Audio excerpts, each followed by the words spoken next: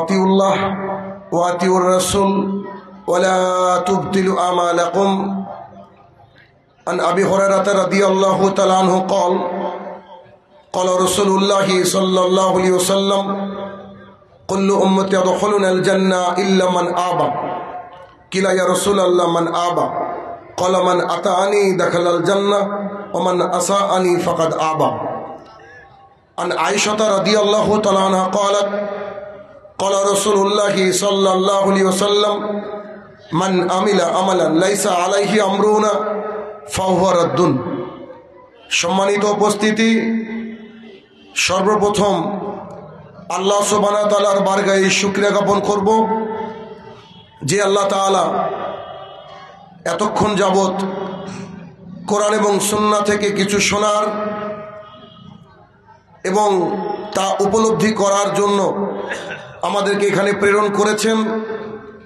যে আল্লাহ সুবহানাহু ওয়া তাআলা বিচার দিবসের একচ্ছত্র অধিপতি, সেই রব্বুল ইজ্জাতের বারগাহে শুকরিয়া জ্ঞাপনার্থে আমরা বলি আলহামদুলিল্লাহ।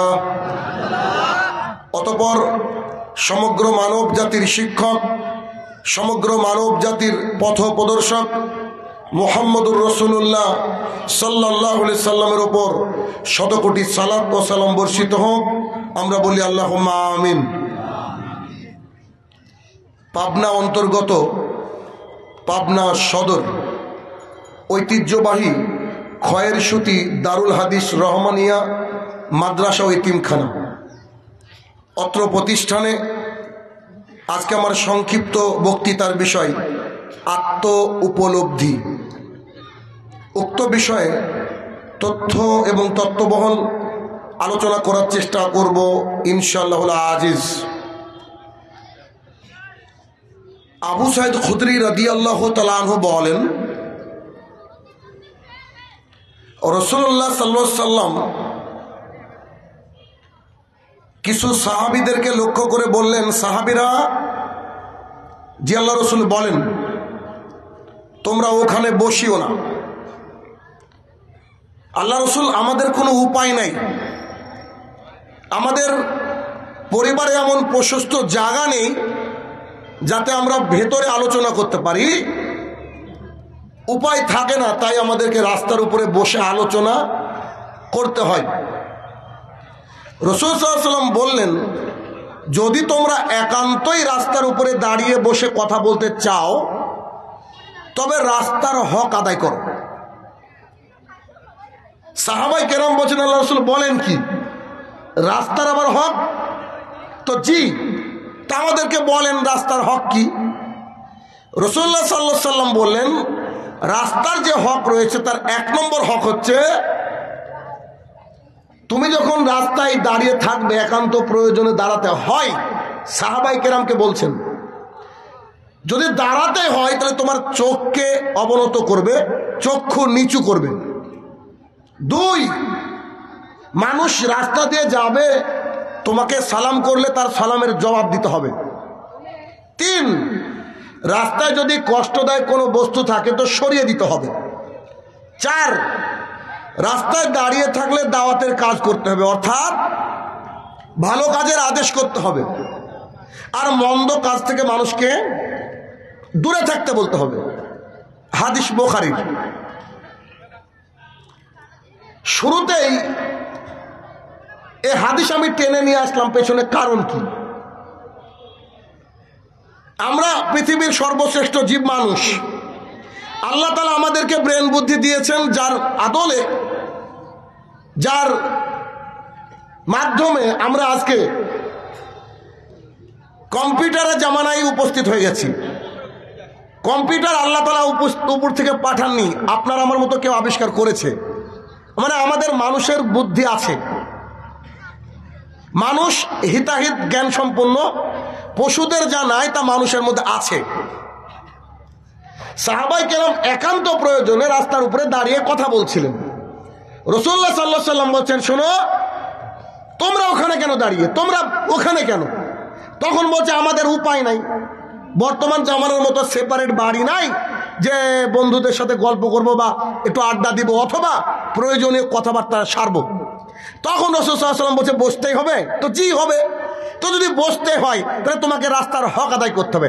সাহাবায়ে কেরাম বলছেন, বলেন কি রাস্তার আবার হক কি? তো রাস্তার হক হচ্ছে এক, রাস্তায় দাঁড়িয়ে থাকলে দৃষ্টি অবনত করতে হবে। লোকের মেয়ে সুন্দর পোশাক পরে যাবে, তুমি দেখতে পাবে না।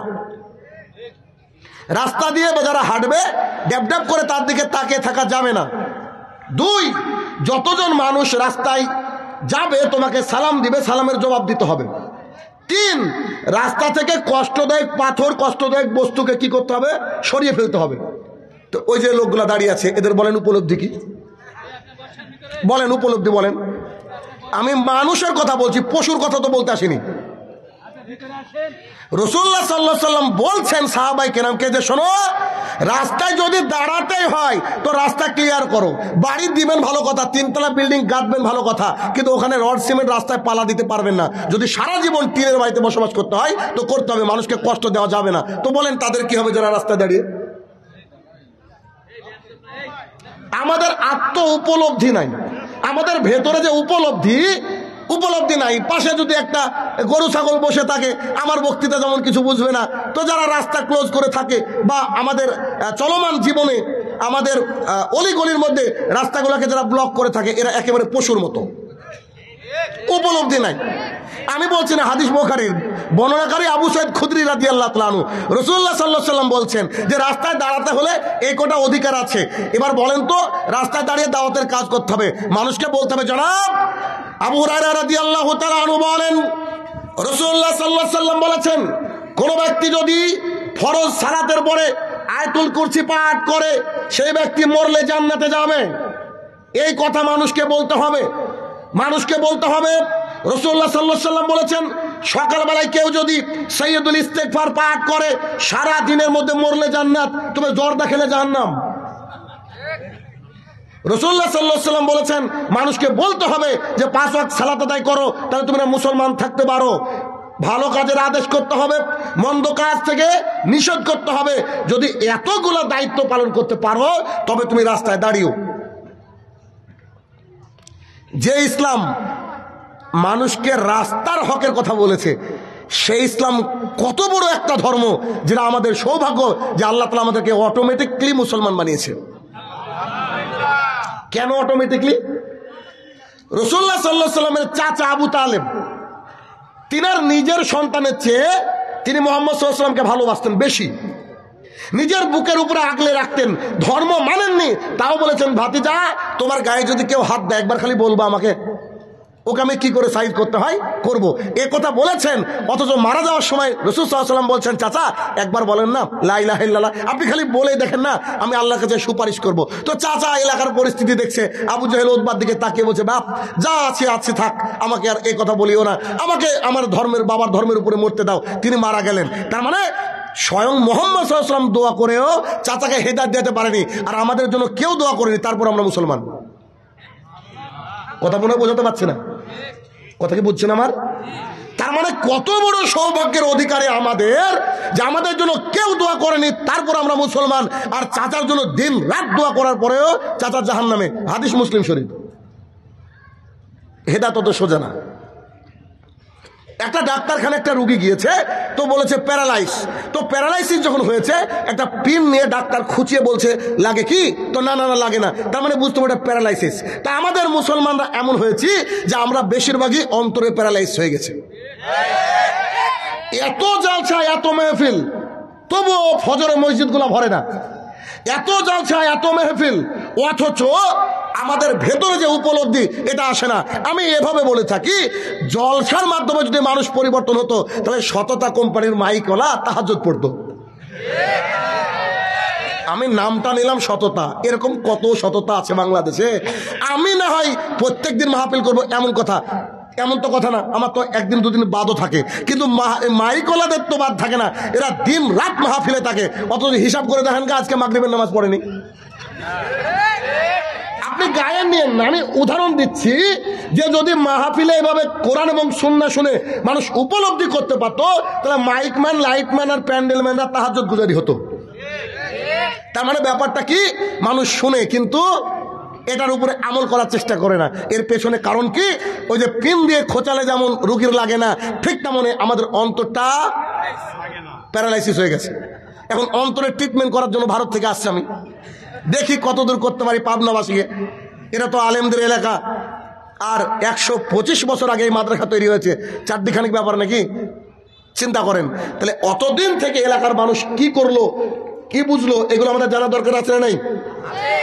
যদি আত্ম উপলব্ধি আমরা করতে পারি তাহলে আমাদের সমাজটা পরিবর্তন হবে, নইলে পরিবর্তন হবে না। কেননা একটা হাদিসও বলা হয়নি যে সবচেয়ে বড় মাহফিল যারা করবে তারা জান্নাতি, এ কথা বলা হয়নি। কিন্তু রাসূল সাল্লাল্লাহু আলাইহি ওয়াসাল্লাম বলছেন কেউ যদি 2 রাকাত সালাত আদায় করে আর ওটা যদি আল্লাহ গ্রহণ করে নেয় তো সে ব্যক্তি জান্নাতি। খালি 2 রাকাতই যথেষ্ট, খালি 2 রাকাত যথেষ্ট। তাহলে কি আমাদের মধ্যে উপলব্ধি আনতে হবে, যেমন করে সাহাবায়ে কেরাম উপলব্ধি এনেছিল। কেমন করে দেখেন, আনাস রাদিয়াল্লাহু তাআলা আনহু বলেন, একজন সাহাবীর বাড়িতে বসে আছি, সবাইকে মদ ঢেলে ঢেলে খাওয়ানোর ব্যবস্থা আছে। মদ তো কোনো হারাম না, হালাল, আল্লাহ তাআলা আয়াত নাজিল করেননি। তো আনাস রাদিয়াল্লাহু তাআলা আনহু বলছেন আমি বসে আছি, কোন সাহাবী মদ খাচ্ছেন, কারো গ্লাসে ঢালছে, একেবারে বিদেশি লাখ লাখ টাকা দিয়ে মদ একদম স্টোর করে রেখেছে। আয়েশে মানুষ, সৌদি আরবের মানুষ, বুঝেন না তো, এখন বসে বসে খাচ্ছে। তখন বাইরে থেকে একজন বলছে, জনাব। জি বলেন। বলছি এখন সূরা মাইদার 90-91 নম্বর আয়াত নাজিল হলো, মুহাম্মদ সাল্লাল্লাহু আলাইহি ওয়াসাল্লাম বলছে মদ হারাম। তো বাড়িওয়ালা বলছে, আনাস জি বলেন। তো বলছে সব মদের যতগুলা মশক আছে সবগুলাকে ভেঙে চুরমার করে দাও। কথা বুঝেন আপনি? তার মানে আয়াত নাজিল হয়েছে, সত্যতা যাচাইয়েরও প্রয়োজন হয়নি। আরে একটা দিন থামেন, তাও হয়নি। হালাল টাকা দিয়ে কিনেছি, তাও কিছু বলেনি। সঙ্গে সঙ্গে বলছে সব মদের যে বোতলগুলা রয়েছে, যা রয়েছে সবগুলাকে ভেঙে ফেলে দাও। এটা হচ্ছে তাদের মেনে নেওয়া, এটা হচ্ছে তাদের মেনে নেওয়া। কিন্তু আমরা দিন রাত বলছি পানবিড়ি জর্দা গুল সিগারেট চলবে না, অথচ পানবিড়ি জর্দা গুল সিগারেট মানুষ ছাড়েই না। তার মানে মানুষের উপলব্ধি নাই, মানুষ সব পশু হয়ে গেছে। অতএব উপলব্ধি আনতে হবে, উপলব্ধি আনতে হবে। সাহাবায়ে কেরাম একটা হাদিস শোনার সাথে সাথে যেমন করে অন্তরে গেঁথে নিত, ঠিক তেমন করে আমাদেরকে ওইভাবে অন্তরে গেঁথে নিতে হবে। রাজি আছেন? সবাই রাজি আছেন না? জি। কারণ আমি কথা বলবো আর হাদিস বলবো, কোরআন থেকে বলবো, যদি আপনাকে পরিবর্তন না করতে পারে তাহলে এ দিয়ে তো আমার কাজ নেই। কথা বলছেন কিনা? কারণ মানুষকে পরিবর্তন হতে হবে। আমাদের টার্গেট কি? জান্নাত। ব্যাস একটাই টার্গেট, যে আমাদেরকে জান্নাতে যেতে হবে। তার জন্য আমাদের আত্ম উপলব্ধি করতে হবে। আত্ম উপলব্ধি, আসেন শুনি। আনাস রাদিয়াল্লাহু তাআলা আনহু বলেন, আব্দুল্লাহ ইবনে মাসউদ রাদিয়াল্লাহু তাআলা আনহু বলেন, রাসূলুল্লাহ সাল্লাল্লাহু আলাইহি ওয়াসাল্লাম বলেছেন এমন একটা জামানা আসবে প্রত্যেকের ঘরে ঘরে ফিতনা প্রবেশ করবে, কোন ঘর ফিতনা মুক্ত হবে না, প্রত্যেকের ঘরে ঘরে ফিতনা ঢুকে যাবে।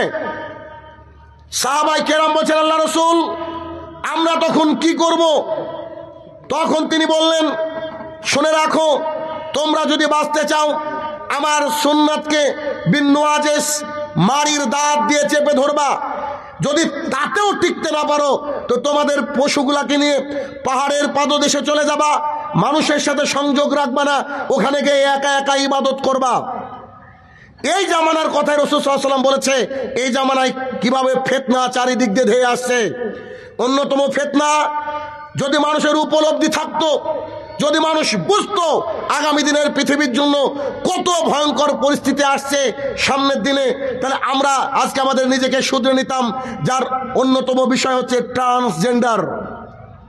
বর্তমানে এক ভয়াবহ ফিতনা। আমি আপনার এলাকায় আসার পরে বলেছি এলাকার মানুষের, শিক্ষিত মানুষের হার কত, আমি সেই অনুযায়ী বক্তৃতা দেব। কারণ আগামী দিনের পৃথিবীকে, আগামী দিনের সন্তানকে আমাদেরকে বাঁচাতে হবে। আমরা যারা বাবা রয়েছি, যারা বিবাহ বন্ধনে আবদ্ধ হওয়ার পর আল্লাহ তাআলা একটা দুটো পাঁচটা কলিজার টুকরা দিয়েছে, আমরা নিজে না খেয়ে, নিজে ভালো একজোড়া জুতো স্যান্ডেল না পরে আমাদের সন্তানের জন্য ভাবি সবাই। আচ্ছা, আমরা যদি আমাদের সন্তানের জন্য ভাবি, আগামী দিন আমাদের সন্তানের দুনিয়াটা কেমন হবে এইটাও আমাদের ভাবা দরকার আছে না নাই? নিশ্চিত আছে, আমাদেরকে ভাবতে হবে। খুব স্পষ্ট করে শুনে রাখুন, আমি বলছি আগামী দিন কি হতে চলেছে তার আগে একটু বুঝি। লিঙ্গ 2 প্রকার, পুরুষ নারী। স্কুলে ফর্ম ভরতে গিয়েছেন, উপরে লেখা আছে খয়রসুতি দারুল হাদিস রহমানিয়া মাদ্রাসা এতিমখানা। প্রথমে লেখা আছে নাম, তারপরে লেখা আছে বাবার নাম, এলাকার নাম, তারপরে লেখা আছে ছেলে অথবা মেয়ে। এই তো শুনে রাখেন, লিঙ্গ কয় প্রকার? নারী এবং পুরুষ। যাদেরকে বলা হয় হিজড়া তাদেরকে ইংরেজিতে বলা হয় থার্ড জেন্ডার, তৃতীয় লিঙ্গ। একেবারে দায়িত্ব নিয়ে বলছি, ভালো করে বুঝবেন। তৃতীয় জেন্ডার, থার্ড জেন্ডার বা তৃতীয় লিঙ্গ বলে কিছু নাই, কিছু নাই। ওটা কি? অনেক মানুষ আল্লাহর জমিনে আসে, তাদের শরীরে কোনো না কোনো ডিফরমিটিস থাকে। কেমন? একটা শিশু জন্ম নিয়েছে, তার নাক নাই, নাকটা একদম মুখের মধ্যে বসানো, দেখেন এরকম। একটা মানুষ জন্ম নিয়েছে, তার পাটা একেবারে বাঁকা শুরু থেকে। এইগুলা অপুষ্টিজনিত কারণে হয়, নানান রকমের কারণে হয়। ঠিক তেমনি একটা বাচ্চা যখন জন্ম নেয়, তার লিঙ্গ ছেলে না মেয়ে এইটা একটু অপরিপক্ক থাকে। ওই সময় যদি তার গার্জিয়ানরা ডাক্তার দেখায়, তো ডাক্তার অপারেশন করে এটাকে সুস্থ করে দিতে পারে। তবে আমাদের সমাজ করে কি, এটাকে অত গুরুত্ব দেয় না, এমনি ঠিক হয়ে যাবে আর না হলে নাই। এই কাজ করতে করতে তারা দেখলো যে আমরা নারীও না পুরুষও না, কারণ লিঙ্গ ওই তো ওইরকম হয়েছে, নারীও না পুরুষও না। তাই তারা কি করলো, একে একে রেল স্টেশনের পাশে জমা করলো। জমা হওয়ার পরে ওদের নাম হয়ে গেল হিজড়া। হিজড়া কোনো লিঙ্গ নয়, হিজড়া একটা পেশা। মেডিকেল সায়েন্স বলছে, মেডিকেল সায়েন্স বলছে লিঙ্গ পৃথিবীতে দুটো, নারী এবং পুরুষ, তৃতীয় লিঙ্গ বলে কিছু নাই। তৃতীয় লিঙ্গটা কি? লিঙ্গটা ঠিকঠাক বিকাশ করতে পারে না। ওই সময় যদি কেউ ডাক্তার দেখায়, তাহলে যদি নারীর দিকে যায় তো নারী হয়ে যাবে, পুরুষের দিকে গেলে পুরুষ হয়ে যাবে। এতদূর বুঝলেন কি? এতদূর বুঝলেন? এবার বর্তমান সময় কিন্তু 4 নম্বর, এটা হচ্ছে ট্রান্সজেন্ডার। ট্রান্সজেন্ডারটা কি? আমি শাহিনুর রহমান, আমার ভেতর থেকে মনে হয় আমি যেন নারী। ভালো করে বুঝেন। আমি কোটি কোটি টাকা দিয়ে অস্ত্রোপচার করে আমার শরীরের মধ্যে কিছু হরমোন ঢুকিয়ে দিলাম, তারপরে নারীর মতো আমি বেড়ে উঠলাম। নারীর শরীরে যা থাকে আমার শরীরে তাই। ঠিক তেমন করে একটা মেয়ে, ওর নাম ধরেন সালমা। এখন ওই যে সালমা আছে না, সালমার যেন কেমন কেমন লাগে, ওর জন্য মনে হয় পুরুষ। ওর যে মনে হয় পুরুষ, ও এবার কিছু হরমোন শরীরের মধ্যে ইনপুট করার পরে ও হয়ে গেছে পুরুষ। এটা হচ্ছে ট্রান্সজেন্ডার। কথা ক্লিয়ার? আব্দুল্লাহ ইবনে মাসউদ রাদিয়াল্লাহু তাআলা আনহু বলেন, রাসূলুল্লাহ সাল্লাল্লাহু আলাইহি ওয়াসাল্লাম বলেছেন, আল্লাহ তাআলা তাদের উপরে লানত বর্ষণ করেছেন যারা তাদের দাঁতকে চিকন করে, যারা তাদের আইব্রুকে প্লাক করে। যারা তাদের দাঁতকে চিকন করে সৌন্দর্যের জন্য, যারা তাদের আইব্রুকে প্লাক করে, যারা তাদের দাঁতকে সৌন্দর্যের জন্য চিকন করে, আইব্রুকে প্লাক করে। আরে এই যে আইব্রু রয়েছে না, এটাকে আইব্রু বলা হয়। এটাকে একটু সুতো দিয়ে বা কিছু দিয়ে কেটে সুন্দর করে সাইজ করা হয়। রাসূল সাল্লাল্লাহু আলাইহি ওয়াসাল্লাম বলছে, যারা এটা করে আল্লাহ তাদেরকে বদদুয়া দেয়। যদি শরীরের উপরে 2-5টা লোমকে উপড়ানোর অনুমতি না থাকে, বেটা তোমার অন্তরে অন্তরে নারী, অন্তরে অন্তরে পুরুষ, ফাজলামির জায়গা পাও না। বাংলাদেশে মনে হয় বাঁশঝাড় কম নাকি? বাঁশঝাড়ে যে কমচিগুলো হয় না, একেবারে 3 রাস্তার মোড়ে দাঁড়িয়ে সাপা সাপ যদি 1.5 ঘন্টা মারেন না, ওর ট্রান্সজেন্ডার বেরিয়ে যাবে। ভয়ের জায়গায় এইটা। তার মানে আপনি আপনার ছেলেকে আমেরিকায় পাঠালেন পড়তে, ছেলের নাম শরীফ, তিনি আমেরিকায় গেলেন। আমেরিকায় পড়াশোনা করার পরে 7 বছর পর বাড়িতে এসেছে। বাড়িতে আসার পরে এয়ারপোর্টে আটকে দিয়েছে। তখন বলছে আমার বাড়িতে ফোন দেন। তো বাড়িতে ফোন দিয়ে বলছে আপনার মেয়ে শরীফাকে আটকেছি। বলছে আল্লাহ আকবার, আল্লাহ আমাকে মেয়ে দেয়নি। তো বলছে যে আপনি বলছেন যে এটা নাকি আপনার মেয়ে, ওর নাম নাকি শরীফা। বলছে আমি যে পাঠালাম শরীফ হলো কি করে শরীফা? ভালো করে বুঝেন ভাই, এটা হাসির কথা নয়। এর পেছনে কি ভয়ঙ্কর ইতিহাস আছে জানেন? তার মানে মানুষের ইচ্ছা মতো নিজেকে যা মনে করছে যদি তাই হয়, তার মানে তারা বোঝাতে চাইছে আস্তাগফিরুল্লাহ, আল্লাহ সুবহানাহু ওয়া তাআলা সৃষ্টির মধ্যে ভুল করেছেন। আস্তাগফিরুল্লাহ, আল্লাহ আমাদেরকে তুমি ক্ষমা করো। চিন্তা করেন, তার মানে ও বোঝাতে চাইছে আমার দেহটা মহিলার, আমার ভেতরটা পুরুষ, তাহলে আল্লাহ আমাকে ঠিকঠাক তৈরি করতে পারেনি। তারা এরকম ভাবছে। তার মানে যদি ট্রান্সজেন্ডার কেউ দাবি করে, ও দিন রাত যাই নাম রাখুক না কেন, ওর নাম হচ্ছে চণ্ডীদাস আজকের পর থেকে। কথা বুঝেননি? ও মুসলমান নয়। যে ট্রান্সজেন্ডার সে মুসলমান নয়, একেবারে স্পষ্ট শুনে রাখুন। কেননা আল্লাহ তাআলা তাদের উপরে লানত করেছেন একটা আইব্রু প্লাক করা মহিলার উপরে, আর একটা লিঙ্গকে নিজের ইচ্ছা মতো ভেতরে যা হলো তাইকে পরিবর্তন করে দিল। এদের মধ্যে কোনো উপলব্ধি নেই, অতএব এরা কেউ মুসলমান নয়। তবে সেটাও বড় কথা না, পরের ভয়ঙ্কর ইতিহাস, পৃথিবীর যত ট্রান্সজেন্ডার রয়েছে সবাই হচ্ছে সমকামী। বুঝতে পেরেছেন? সবাই হচ্ছে সমকামী। আর সমকামী ইসলামে কি জায়েজ? সমকামী হারাম। সমকামী কি হারাম? সমকামী ইসলামে হারাম। লূত আলাইহিস সালামের জামানার মানুষ সমকামিতায় লিপ্ত ছিল, যার ফলস্বরূপ আল্লাহ সুবহানাহু ওয়া তাআলা ভয়ঙ্কর আযাব পাঠিয়ে পুরো জাতিকে একদম উল্টে রেখে দিয়েছিলেন।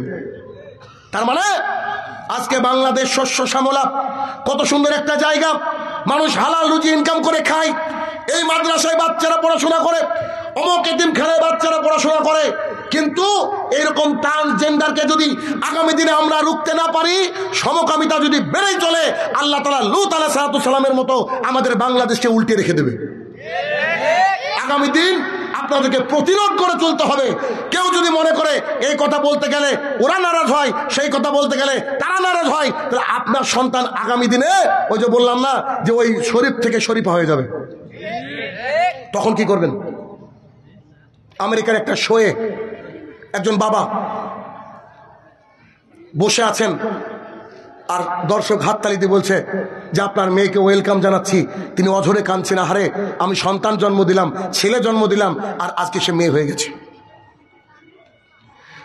আপনাদেরকে উপলব্ধি জাগাতে হবে, উপলব্ধি।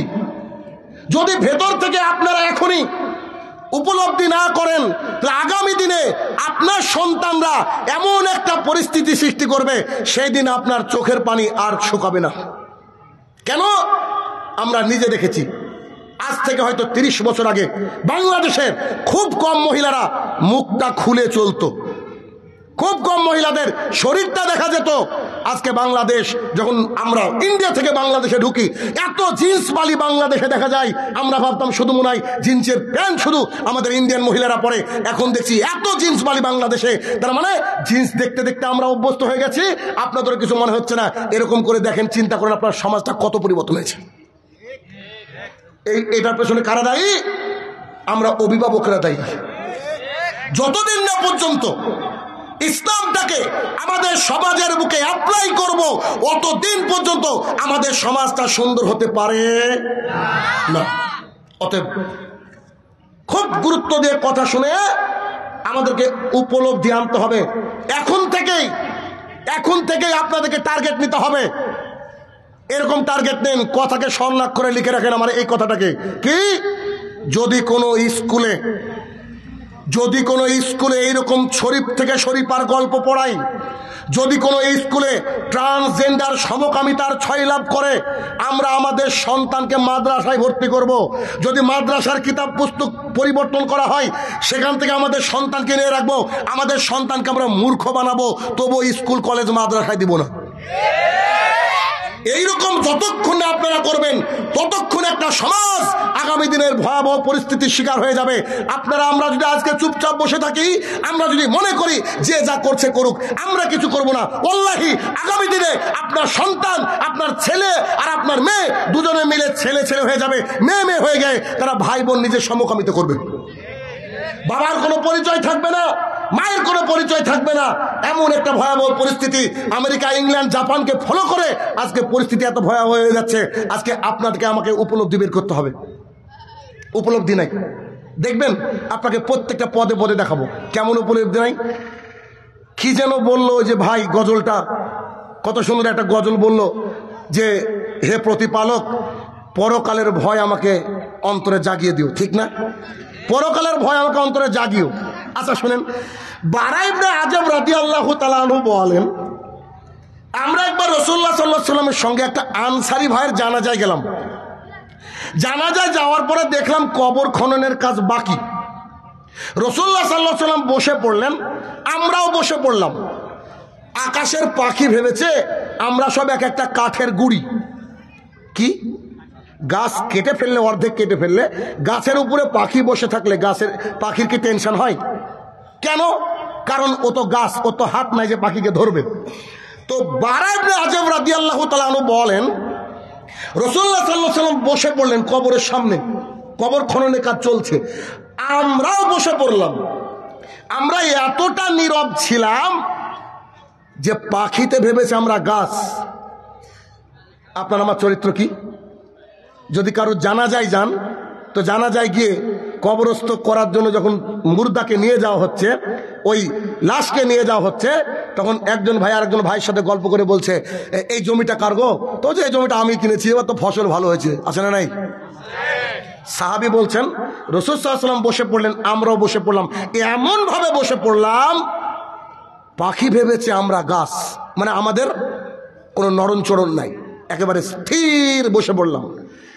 এক পর্যায়ে রাসূল সাল্লাল্লাহু আলাইহি ওয়াসাল্লামের হাতে একটা কিছু একটা ছিল, ধরেন পাটকাঠি অথবা কাঠের একটা টুকরো, তো তিনি মাটিতে দাগ টান কাটছিলেন, এরকম দাগ টানাতে হঠাৎ করে মুখটাকে তুলে বলছে, সাহাবীরা জি আল্লাহ রাসূল বলেন। তো বলছি যে তোমরা কবরের ফিতনা থেকে আল্লাহর কাছে পানা চাও। বারা ইবনে আযিব রাদিয়াল্লাহু তাআলা বলছেন রাসূল সাল্লাল্লাহু আলাইহি ওয়াসাল্লামের দিকে তাকিয়ে দেখলাম তার চোখ দিয়ে পানি পড়ে দাড়ি মোবারক ভিজে কবরের মাটি ভিজছে, কবরের মাটি ভিজছে। রাসূল সাল্লাল্লাহু আলাইহি ওয়াসাল্লামের চোখ দিয়ে পানি পড়ে দাড়ি ভিজে কবরের মাটি ভিজছে। ও যে ব্যক্তি মারা গিয়েছে তিনি কি রাসূলের আত্মীয় ছিলেন? যে ব্যক্তি মারা গিয়েছে তিনি আর কি কোনো ব্যবসায়িক লেনদেন ছিল? একজন আনসারী ভাইয়ের জানা যায়, তিনি গিয়েছেন। মুহাম্মদ সাল্লাল্লাহু আলাইহি ওয়াসাল্লাম আল্লাহ তাআলা তার আগের গুনাহ পেছনের গুনাহ ক্ষমা করে দিয়েছেন। জান্নাতের সবচেয়ে উঁচু মাকামে যিনি থাকবেন তিনি কবর খননের দৃশ্য দেখে কি যে কাঁদছেন, কি যে কাঁদছেন, কাঁদতে কাঁদতে কাঁদতে কাঁদতে সাহাবায়ে কেরামকে বলছেন, সাহাবীরা জি আল্লাহ রাসূল বলেন তোমরা আল্লাহর কাছে পানা চাও না, কবরে খুব ফিতনা হয়, কবরে খুব ফিতনা হয়। তখন সাহাবায়ে কেরাম বলছে, হে আমাদের প্রতিপালক কবরে আযাব থেকে বাঁচান, হে আমাদের প্রতিপালক কবরে আযাব থেকে বাঁচান, হে আমাদের প্রতিপালক কবরে আযাব থেকে বাঁচান। সবার চোখে পানি। বলেন দেখি যে গজল লিখেছে তার চোখেও পানি নাই, যে গাইছে সে তো বুঝেই না কি গাইলাম। কষ্ট নিয়ে না আমার কথায়, কথা কি বুঝতে পারছেন আমার? যদি এই উপলব্ধি থাকতো যে কবর দেখলে একটা মানুষ কাঁপবে, ভেতরে ভয় আসবে, অন্তর বিগলিত হবে, ও তো গজল লিখতে পারতো না। কথা বুঝছেন কিনা আমার? ডোন্ট টেক ইট আদারওয়াইজ, অন্যদিকে নেন না। আমি আপনাকে বলতে চাইছি যে উপলব্ধি। কেন সাহাবী বসে আছেন থরথর করে কাঁপছেন, রাসূল সাল্লাল্লাহু আলাইহি ওয়াসাল্লাম কান্নাকাটি করছেন, তার মানে বোঝা যাচ্ছে। যেমন আরেকটা হাদিস শুনি, আসমা বিনতে আবি বকর রাদিয়াল্লাহু তাআলা আনহা বলেন যে আমরা একবার জুমার খুতবা শুনতে গেলাম, মানে নামাজ পড়তে গেলাম, মহিলাদের জামাত তখনও ছিল, আর এক শ্রেণীর মাযহাবী ভাইরা বলছে যে মহিলাদের জামাতই নাই। বলেন এবার জান্নাত কি অত সোজা?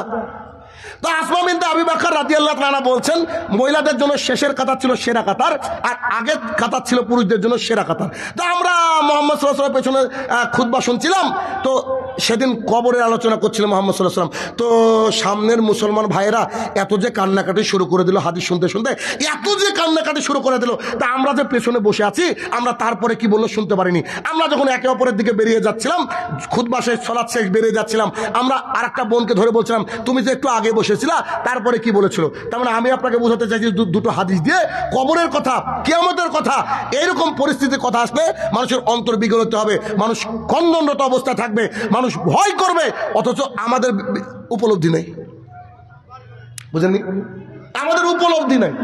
বাবা মারা গেছে 7 দিন চল নামাজে, 7 দিনের পর 8 দিন আবার বিড়ি টানছে রাস্তায়, আসলে নেই? এরকম মানুষের সংখ্যা বেশি। তাহলে কি করতে হবে আমাদেরকে ভেতর থেকে উপলব্ধি আনতে হবে, উপলব্ধি আনতে হবে। আসুন উপলব্ধি আমরা দেখি। আল্লাহ সুবহানাহু ওয়া তাআলা এই কোরআনুল কারীম, এটার মধ্যে কোরআনুল কারীমের মধ্যে উল্লেখ করছেন আমি যদি এই কোরআনকে পাহাড়ের উপরে নাজিল করতাম পাহাড় ভয়ে ভেঙে চৌচির হয়ে যেত। এই কোরআন 1450 বছর ধরে এই কোরআনটা ওই তাকের উপরে সাজানো আছে, যে তাকের পাশে আশাব রাকের কিতাবটাও আছে।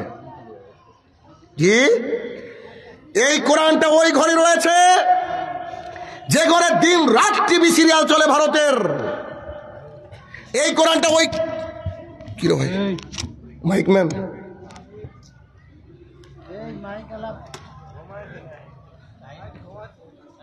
না না এটা হতে পারে ভাই, ধৈর্য ধরতে হবে। টাইট করে দিন ভালো করে, এমনি পড়ে গেছিল কিন্তু।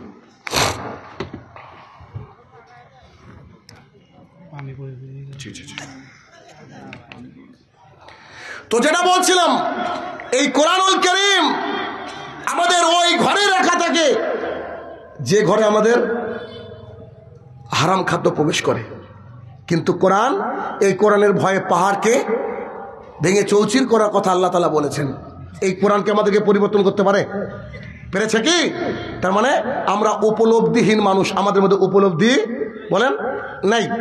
উপলব্ধি আনতে হবে, উপলব্ধি ভেতরের মধ্যে উপলব্ধি আনতে হবে। কেমন উপলব্ধি? সাহাবায়ে কেরামের দিকে যদি আমরা একটু খেয়াল করি তাহলে আমরা বুঝতে পারবো যে উপলব্ধি কি জিনিস। তবে একটু একটু করে আপনাকে সামনের দিকে এগিয়ে নিয়ে যাই। বর্তমান পরিস্থিতি, উপলব্ধি, এই বিষয়গুলো আমাদের জন্য জানা অতীব জরুরি, অতীব জরুরি। কেমন?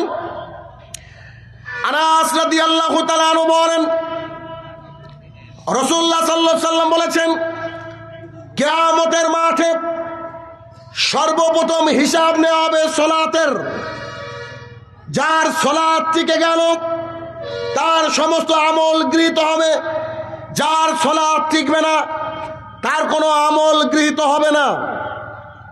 বুরায়দা রাদিয়াল্লাহু তাআলা আনহু বলেন, রাসূলুল্লাহ সাল্লাল্লাহু আলাইহি ওয়াসাল্লাম বলেছেন, আমাদের মাঝে আর কাফেরদের মাঝে চুক্তি হচ্ছে সালাত। যে ব্যক্তি সালাত আদায় করে ও ব্যক্তি মুসলিম, যে ব্যক্তি সালাত আদায় করে না ওই ব্যক্তি কাফের। ইবনে উমর রাদিয়াল্লাহু তাআলা বলেন, রাসূলুল্লাহ সাল্লাল্লাহু আলাইহি ওয়াসাল্লাম বলেছেন, যার সালাত নাই তার দিন নাই। এই যে তিনটি হাদিস আপনার সামনে পেশ করলাম, তার মানে বোঝা যাচ্ছে যে একজন মানুষ ভারতবর্ষে যাবে ডাক্তার দেখাতে, তার আগে তাকে পাসপোর্ট করতে হবে। পাসপোর্ট করতে গিয়ে পাসপোর্ট অফিসে বলছে আপনার জন্ম নিবন্ধন সার্টিফিকেট লাগবে, আপনার এনআইডি কার্ড লাগবে। আচ্ছা বলেন তো, যে ব্যক্তির এনআইডি কার্ড নাই ওর কি পাসপোর্ট হবে? যে ব্যক্তির এনআইডি কার্ড নাই ও ব্যক্তিকে চেন্নাই গিয়ে ট্রিটমেন্ট করতে পারবে? কারণ চেন্নাই তো দূরের কথা, বাংলাদেশে পাসপোর্টই তৈরি হয়নি, কি নাই তার?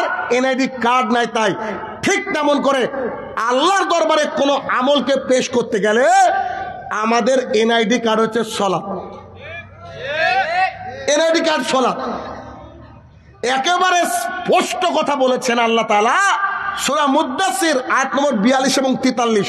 আল্লাহ তাআলা বলছেন, শোনো, মা সালাকাকুম ফিস সাকার। একদল জাহান্নামীকে জিজ্ঞাসা করা হবে, তোমরা আজকে জাহান্নামে আসলে কেন? ক্বালু, তারা সেই দিন বলবে, লাম নাকু মিনাল মুসাল্লিন, আমরা মুসল্লি ছিলাম না। আমরা মুসল্লি ছিলাম না মানে যে ব্যক্তি 5 ওয়াক্ত সালাত আদায় করে না ওই ব্যক্তি মুসল্লি নয়। ভালো করে শুনে রাখুন, একেবারে বুখারী স্পষ্ট হাদিস। রাসূল সাল্লাল্লাহু আলাইহি ওয়াসাল্লাম বলছেন, মান তারাকা সালাতান মুতাআম্মিদান ফাকাদ কাফারা। যে ব্যক্তি ইচ্ছে করে 1 ওয়াক্ত সালাত ছেড়ে দেয় এই ব্যক্তি কাফের। যে ব্যক্তি ইচ্ছে করে 1 ওয়াক্ত সালাত ছেড়ে দেয় এই ব্যক্তি কাফের। যে ব্যক্তি ইচ্ছে করে 1 ওয়াক্ত সালাত ছেড়ে দেয় এই ব্যক্তি মুসলমান নয়। তার মানে বোঝা যাচ্ছে কেউ যদি দৈনিক 4 ওয়াক্ত সালাত আদায় করে, ইচ্ছা করে ফজরের ওয়াক্তকে ছেড়ে দেয়, ইচ্ছা করে মাগরিবকে ছেড়ে দেয়, ইচ্ছা করে ঈশাকে ছেড়ে দেয়, সেই ব্যক্তি আল্লাহর কাছে মুসলমান নয়। তার এনআইডি কার্ডে আব্দুর রহমান থাকতে পারে, তার জন্ম নিবন্ধনে আব্দুর রহমান থাকতে পারে, পাসপোর্টে আব্দুর রহমান থাকতে পারে, ভিসাতে আব্দুর রহমান থাকতে পারে, তবে আল্লাহর কাছে গিয়ে দেখবো নাম হচ্ছে চণ্ডীদাস। কথা কি বোঝাতে পারছি পাবনা মাসিকে? তার মানে হিসাব অনুযায়ী বোঝা যাচ্ছে এখানে যারা বসে আছে সবাই মুসলমান না। কথা খারাপ লাগলেও কিছু করার নেই। কেন? হাদিস অনুযায়ী বলা হচ্ছে, হাদিস অনুযায়ী বলা হচ্ছে। তার মানে আল্লাহর জমিনে বেঁচে থাকতে গেলে আপনাকে 5 ওয়াক্ত সালাত আদায় করতে হবে, এটা জরুরি। আচ্ছা, এবার এই 5 ওয়াক্ত সালাত আমরা আদায় করি না, অনেকে আছি এরকম করি না, ঠিক না? আছে না নেই? আচ্ছা, আদায় যে করি না, আমাদের ভেতরে জাহান্নামের উপলব্ধি নাই তাই করি না, বুঝেননি? আমাদের ভেতরে জাহান্নামের উপলব্ধি নাই তাই করি না। আসেন একটু দেখি। আবু সাঈদ খুদরি রাদিয়াল্লাহু তাআলা আনহু বলেন, রাসূলুল্লাহ সাল্লাল্লাহু আলাইহি ওয়াসাল্লাম বলেছেন, যে ব্যক্তি জাহান্নামে যাবে ওই ব্যক্তির বসার জায়গা লাগবে 450 কিলোমিটার। এটা মানুষ মানে আপনি আমি যদি জাহান্নামে যাই, আমাদের বসার সাইজ, আমাদের এই যে নিতম্ব, এই নিতম্বের সাইজ হবে মক্কা থেকে মদিনার দূরত্ব 450 কিলোমিটার। এই কাঁধ থেকে এই কাঁধের দূরত্ব হবে 3 দিনের ঘোড়ায় চলা পথ। কদিনের? একটা মানুষের দাঁত হবে উহুদ পাহাড়ের সমান। দেখেছেন উহুদ পাহাড়? উহুদ পাহাড়ের সমান। একটা মানুষের উরু রান হবে বাইজা পাহাড়ের সমান। আর মানুষের চামড়া হবে 42 গজ। মানুষটা কত বড় বুঝেন তো? কথা বুঝছেন আমার? কত বড় সাইজ? এখন রাসূল সাল্লাল্লাহু আলাইহি ওয়াসাল্লাম বলছেন এই ব্যক্তিকে যদি জাহান্নামের মধ্যে ফেলে দেওয়া হয়, ওই দিন 1 সেকেন্ডের মধ্যে কলিজায় আগুন ধরে যাবে। আচ্ছা, আপনার আমার কলিজা তো এতটা ভেদ করলে পাওয়া যাবে না? এতটা ভেদ করলে কলিজা পাওয়া যাবে? যে সাইজের কথা বললাম, এরকম যদি মানুষ হয়, 42 গজ যদি তার চামড়া হয়, তো কলিজায় ঢুকতে 1.5 কিলোমিটার লাগবে। কথা বুঝেন না আমার? হয়তো 15-20 কিলোমিটার লাগবে কিনা, কিলো লাগবে কিনা কলিজা ঢুকতে গেলে। তো জাহান্নামের আগুনটা কেমন?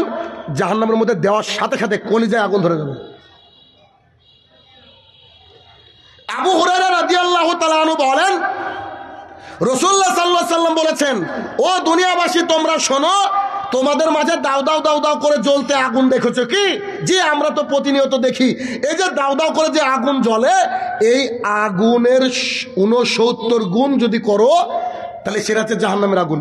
মনে আছে না ওই যে কন্টেনারে আগুন লেগেছিল বাংলাদেশের বুকে? কি যে পরিস্থিতি হলো! যত ঢাকার বুকে আপনার দমকল বাহিনী ছিল, কত লিটার যে গ্যালন পানি ছিল, সব মেরে দেও, আগুনকে কন্ট্রোলে আনতে পারেনি।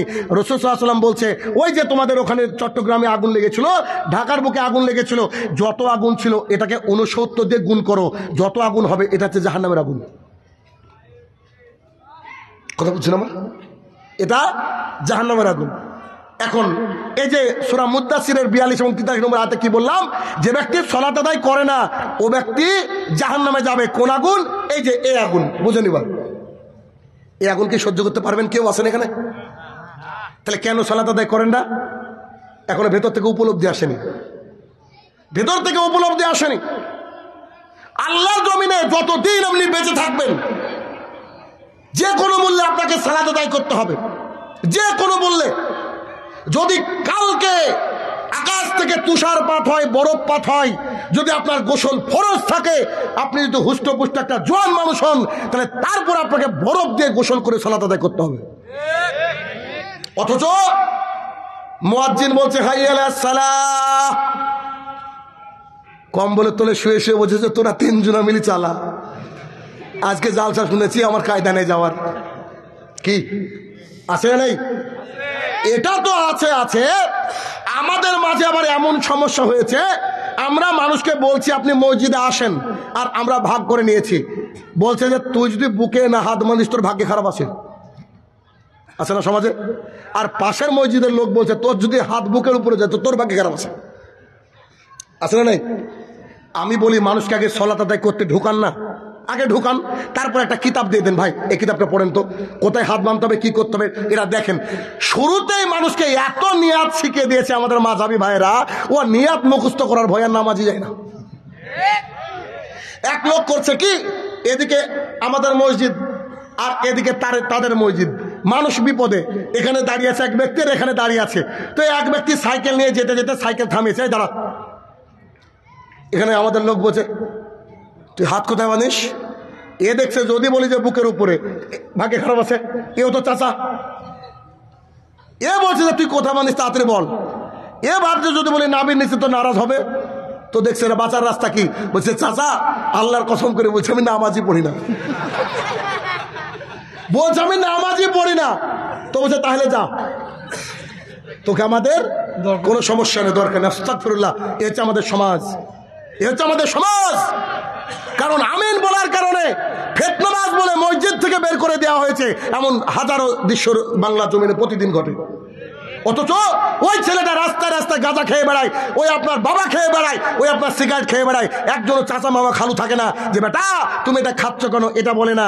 কিন্তু যেই আপনি একটু সালাত আদায় ঠিকঠাক করছেন রসুলের তরিকায়, তো বলছে যে আমেরিকা থেকে টাকা পাই। ওই অ্যাকাউন্ট থাকার না থাক আছে না নাই, এ হচ্ছে অবস্থা। তাহলে কি করতে হবে? রাসূলুল্লাহ সাল্লাল্লাহু আলাইহি ওয়াসাল্লাম বলছেন তোমার ছেলের বয়স যখন 7 বছর, তুমি তাকে কি করো? সলাতে অনুমতি দাও, আদেশ করো, ভালোবেসে বলো। ওর বয়স যখন 10 বছর, ওকে মারো, ওকে বলতে হবে বেটা তুমি যদি সলাত আদায় করো তো তোমার সাথে আমার সম্পর্ক থাকলো, আর যদি না করো তোমার সাথে আমার সম্পর্ক থাকবে না। রাসূল সাল্লাল্লাহু আলাইহি ওয়াসাল্লাম নিজের মায়ের জন্য দোয়া করার পারমিশন আল্লাহর কাছ থেকে পাননি। কেন? তিনার মা ইমানদার ছিলেন না, তাই। কথা কি বোঝাতে পারছি আমি? তার মানে আমি শাহিনুর রহমান, আমার ছেলে যদি সলাত আদায় না করে তো ও আমার ছেলে না, আল্লাহর কাছে ওর কোনো মূল্য নাই। তাহলে সলাত আদায় করে না সন্তান, দায়ী কে? বাবা। বাবা দায়ী। একেবারে ছোটবেলা থেকে ওকে বলতে হবে, তাকে বুঝাতে হবে যে সলাতের মধ্যে রয়েছে সবচেয়ে বড় শান্তি। সলাতকে আমরা বুঝি না, সলাতকে আমি আপনাকে দেখাই। বলেন তো, আপনি যখন বিপদে পড়ে যাচ্ছেন, আপনি কারো সাহায্য নেন কি নেন না? সাহায্য নেন না? আচ্ছা, বিপদে কে ফেলে আমাদেরকে? আমরা সাহায্য কার কাছে চাই? না না না, বিপদে ফেলছেন আল্লাহ পরীক্ষা করার জন্য, আর সাহায্য চাইছি এমপি সাহেবের কাছে গিয়ে। কথা বলছেন কিনা? আমার এলাকার দাদার কাছে গিয়ে, মামার কাছে গিয়ে, প্রধানের কাছে গিয়ে চাই কি চাই না? আবারও বলছি, আমাদেরকে বিপদে ফেলেছে কে? যদি আল্লাহর কাছে সাহায্য চাই, তিনি কি সাহায্য করতে পারেন না? আচ্ছা আসেন, আবু হুরায়রা রাদিয়াল্লাহু তাআলা আনহু বলেন, সালাত যে মেডিসিন দেখাচ্ছে। আবু হুরায়রা রাদিয়াল্লাহু তাআলা আনহু বলেন, রাসূলুল্লাহ সাল্লাল্লাহু আলাইহি ওয়াসাল্লাম বলেছেন, তোমাদের আগের জামানায় ইব্রাহিম আলাইহিস সালাম তার স্ত্রী সারাকে নিয়ে রাস্তা চলছেন। যেতে যেতে যেতে যেতে এক জালিম বাদশার নিকটে গিয়েছেন। জালিম বাদশা তাকে ডেকে পাঠিয়ে বলছে, জনাব, ওই যে সুন্দরী মহিলা, পরমা সুন্দরী নিয়ে তুমি যাচ্ছ, ওটা তোমার কে? তো বলছে, ওটা আমার বোন, সিস্টার, ওটা আমার বোন। আচ্ছা ঠিক আছে, তুমি যাও, ওকে পাঠাও। জালিম বাদশা তো সারাকে এসে বলছে, সারা জি বলেন, আমি তাকে বলেছি যে তুমি আমার বোন। কেমন কথা?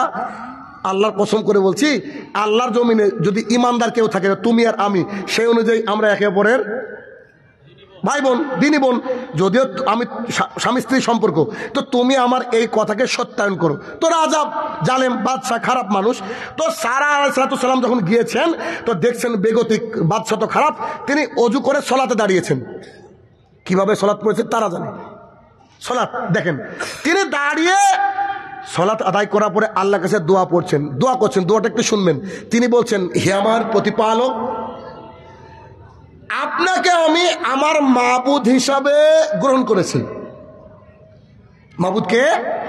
আপনি, আল্লাহ। 2, আমি আমার লজ্জাস্থান আমার স্বামীকে বাদ দিয়ে অন্য কাউকে দেখাইনি। এই দুটো কথা যদি আমি সত্য বলে থাকি, তুমি আমাকে সাহায্য করো। কি বললেন? আল্লাহ, আমি তোমাকে এক মাবুদ হিসেবে মেনে নিয়েছি। 2, আমি আমার লজ্জাস্থান ব্যবহার করেছি শুধু আমার স্বামীর কাছে। পৃথিবীর কেউ আমার সৌন্দর্য দেখেনি, কেউ আমার লজ্জাস্থান দেখেনি। আল্লাহ, কথা যদি সত্য বলে থাকি, সাহায্য করো। 1 সেকেন্ড সময় লাগেনি। বাদশাহ এরকম করে চেয়ার থেকে উঠতে গিয়েছে, বাদশার পাকে আল্লাহ তাআলা জমিনের মধ্যে ধসিয়ে দিয়েছেন। জমিন পাটাকে ধরেছে, বাদশাহ ছটপট ছটপট ছটপট করছে। সারা আলাইহিস সালাম দোয়া করছেন আল্লাহর কাছে, আল্লাহ, এই অবস্থায় মারা গেলে ও আমাকে বলবে হত্যাকারিনী, তুমি তাকে ছেড়ে দাও। আল্লাহ সঙ্গে সঙ্গে ছেড়ে দিয়েছে। তিনি আবার জালিম বাদশাহ আবার এরকম করেছেন, আবার দোয়া করেছেন, আবার ছেড়ে দিয়েছেন। এরকম করে কয়েকবার করার পরে বাদশাহ বলছে, কাকে নিয়ে এসেছো? এ তো জাদুকারিনী, একে একটা গিফট দিয়ে দাও, উপহার দাও, হাদিয়া দিয়ে দাও। হাদিয়ার নাম হচ্ছে হাজেরা। যে হাজেরা সন্তান হচ্ছে ইসমাইল আলাইহিস সালাম, নবী। আমি আপনাকে বোঝাতে পারছি না বোধহয়, একটু বুঝেন তো। সারা আলাইহিস সালাম সবচেয়ে বিপদে পড়েছিলেন, ইজ্জতের সওয়াল। ইজ্জতের উপর কি বিপদ থাকে নাকি? আর তিনি দুটো কথা বলে আল্লাহর কাছে দোয়া করলেন সলাতে দাঁড়িয়ে। দুটো কথা, 1, তুমি এক এবং অদ্বিতীয় স্বীকার করেছি। 2, আমার লজ্জাস্থান আমি আমার স্বামীর জায়গা ছাড়া অন্য কোথায় ইউজ করি না। বাংলাদেশের পরিসংখ্যান বলছে 75% মহিলা ক্লাস 10 পাস করার আগে ভার্জিনিটি হারিয়ে ফেলে। আমি বলছি না, পেপার বলছে। তো বলেন, আপনার মেয়ে, আমার মেয়ে যদি এরকম করে ভার্জিনিটি হারিয়ে ফেলে, আমার মেয়ে কি দোয়া করতে পারে এভাবে? ওর ক্ষমতা আছে নাকি? সবাইকে মিথ্যা কথা বলো তো আল্লাহকে বলতে পারবে না। ও কি বলতে পারবে, আল্লাহ হ্যাঁ এতদূর বলতে পারে, তোমাকে হক মাবুদ মেরেছি, কিন্তু আমার লজ্জাস্থান সবাইকে দেখিয়েছি। আল্লাহকে দোয়া শুনবে? শুনবে না। আমি আপনাদেরকে বোঝাতে চাইছি যে তিনি মহাবিপদ থেকে আল্লাহর কাছে সলাতে দাঁড়িয়ে দোয়া করলেন, আল্লাহ তাআলা দেন দোয়াকে কবুল করে নিলেন। আমরা যদি পৃথিবীর বুকে কোনো বালা মুসিবতে বিপদে পড়ি, ওয়াল্লাহি আল্লাহর কসম করে বলছি, ওয়াল্লাহি আল্লাহর কসম করে বলছি, ওয়াল্লাহি আল্লাহর কসম করে বলছি, রুজি যদি হালাল থাকে আর আমরা যদি সলাতের মধ্যে কেঁদে কেঁদে আল্লাহর কাছে আজকেও বলতে পারি, আল্লাহ আমাদেরকে আজকেও সাহায্য করবে, নিশ্চিত সাহায্য করবে। তবে ওই যে আমরা মুসল্লি হচ্ছে শুকুর আলী, জুমার দিনের মুসল্লি, ঈদ উমিয়া ঈদের দিনের মুসল্লি, আর রমজান আলী, রমজান মাসে একেবারে ফেরেস্তার মতো ইবাদত করি, মানে আল্লাহর সাথেও বাদ পারি। আশ্চর্য ব্যাপার। তার মানে যে কোনো মূল্যে আমাদেরকে কি করতে হবে? সলাত আদায় করতে হবে। দেখেন আমাদের চরিত্র আর তাদের চরিত্র। আমাদের যদি তারাবির সময় কিরাত যখন চলে, একটা হাফেজ কিরাত করছে, কারি কিরাত, আরে কি সুন্দর কিরাত, তারপরেও মসজিদের সভাপতি কিরাতের মধ্যে লুকমা দিচ্ছে, আছে না নাই? সলাত তারাবি শেষ করার পর বলছে বেতন কে দেয়? কেন স্যার আপনি তো সারাদিন মসজিদে বসে থাকো, খুব ভালো লাগে। হ্যাঁ, আমরা কাজের মানুষ, ছোটাছুটি করতে হয়, কখন ভাঙড়া যাচ্ছি, কখন খয়েরসুতি, কখন কোথায় কোথায় ঘুরে বেড়াচ্ছি, আর তুমি ফাজলামি করে এত বড় লম্বা কিরাত করো, খবরদার কিরাত বড় করো না। আছে না নাই? এই লোকের সংখ্যা অনেক আছে। কিন্তু রাসূল সাল্লাল্লাহু আলাইহি ওয়াসাল্লাম বলছেন, আমার যখন মনটা খারাপ করতো, আমার যখন ভালো লাগতো না, আমি বিলালকে বলতাম বিলাল আজান দাও, আর বিলাল যখন আজান দিয়ে দিতেন আমি দাঁড়িয়ে সলাত আদায় করতাম, সলাতের মধ্যে শান্তি খুঁজে পেতাম। মুহাম্মদ সাল্লাল্লাহু আলাইহি ওয়াসাল্লাম বলছেন, সাহাবায়ে কেরাম সলাতের মধ্যে শান্তি খুঁজে পেতেন, আর সলাতেই সবচেয়ে তাড়াহুড়া আমাদের পাবলিকের। এ জাতি পরিবর্তন কি করে হবে? রাসূলুল্লাহ সাল্লাল্লাহু আলাইহি ওয়াসাল্লাম বলেন, যখন একজন বান্দা সেজদায় লুটিয়ে পড়ে আল্লাহর সবচেয়ে নিকটবর্তী হয়ে যায়, ওই সময় আল্লাহ তাআলাকে বলেন না, আল্লাহ শুনবেন। আনাস রাদিয়াল্লাহু তাআলা আনহু বলেন, রাসূলুল্লাহ সাল্লাল্লাহু আলাইহি ওয়াসাল্লাম বলেছেন, প্রত্যেকদিন রাতের 1/3 অংশে আল্লাহ তাআলা 7 আসমান থেকে নেমে 1 আসমানে এসে পাবলিককে বলে, ও খয়েরসুতির মানুষ, জি তোমরা উঠো, আরে 2 রাকাত 4 রাকাত সালাত আদায় করো, আর আমাকে বলো, আমি আল্লাহ তাআলা তোমার অভাবকে দূর করে দেওয়ার জন্য রেডি, তোমার রোগকে নষ্ট করে দেওয়ার জন্য আমি প্রস্তুত, তুমি যা চাইবা আমি তা দেওয়ার জন্য তোমাকে ডাকছি, আর আমি কম্বলে তুলে ঘুমিয়ে থাকি। বুঝেন কি বুঝেন না? এটা কি আমাদের মধ্যে উপলব্ধি নেই, উপলব্ধি নেই। কিন্তু রাসূলুল্লাহ সাল্লাল্লাহু আলাইহি ওয়াসাল্লামের জীবনের শেষ সালাত যখন তিনি আদায় করতে যাচ্ছেন, আয়েশা রাদিয়াল্লাহু তাআলা আনহা বলছেন, তিনি পাকে পাততে পারছিলেন না, মানে এভাবে ফেলতে পারছিলেন না, 2 সাহাবীর কাঁধে ভর করে যাচ্ছে, তার পাটা ছেঁচড়ে যাচ্ছে। আবু বকর রাদিয়াল্লাহু আনহু ইমামতি করছিলেন, তিনি সরে আসতে চাইলেন, রাসূল সাল্লাল্লাহু আলাইহি ওয়াসাল্লাম বলছে, জি না, তুমি ইমামতি করো, ইশারার মাধ্যমে তিনি আবু বকর রাদিয়াল্লাহু আনহু ইমামতিতে সালাত আদায় করলেন, তাও সালাত আদায় করলেন। কে সালাত আদায় করেছেন? মুহাম্মদ সাল্লাল্লাহু আলাইহি ওয়াসাল্লাম, যার আগের গুনাহ পেছনের গুনাহ সব ক্ষমা, তার সার্টিফিকেট আছে জান্নাতের। আমাদের কি সার্টিফিকেট আছে নাকি? তাহলে আমাদেরকে প্রতিজ্ঞা করতে হবে যে আল্লাহর জমিনে যত দিন বেঁচে থাকবো ইনশাআল্লাহ জীবনে আর সালাত ত্যাগ করব না। সবাই বলে ইনশাআল্লাহ, সবাই বলে ইনশাআল্লাহ। কাজে কর্মে বলতে হবে, এমনি বাংলা দেখে লোক চিল্লায় বেশি। পাবলিক বক্তা বলছে ঠিক, তো বলছে ঠিক, তো তুই বক্তৃতা কর, পাবলিক কি বুঝবে? এমনও লোক আছে বলছে আমার হুজুর জর্দা খেতে খেতে মরে গিয়েছে, তো বলছে সুবহানাল্লাহ।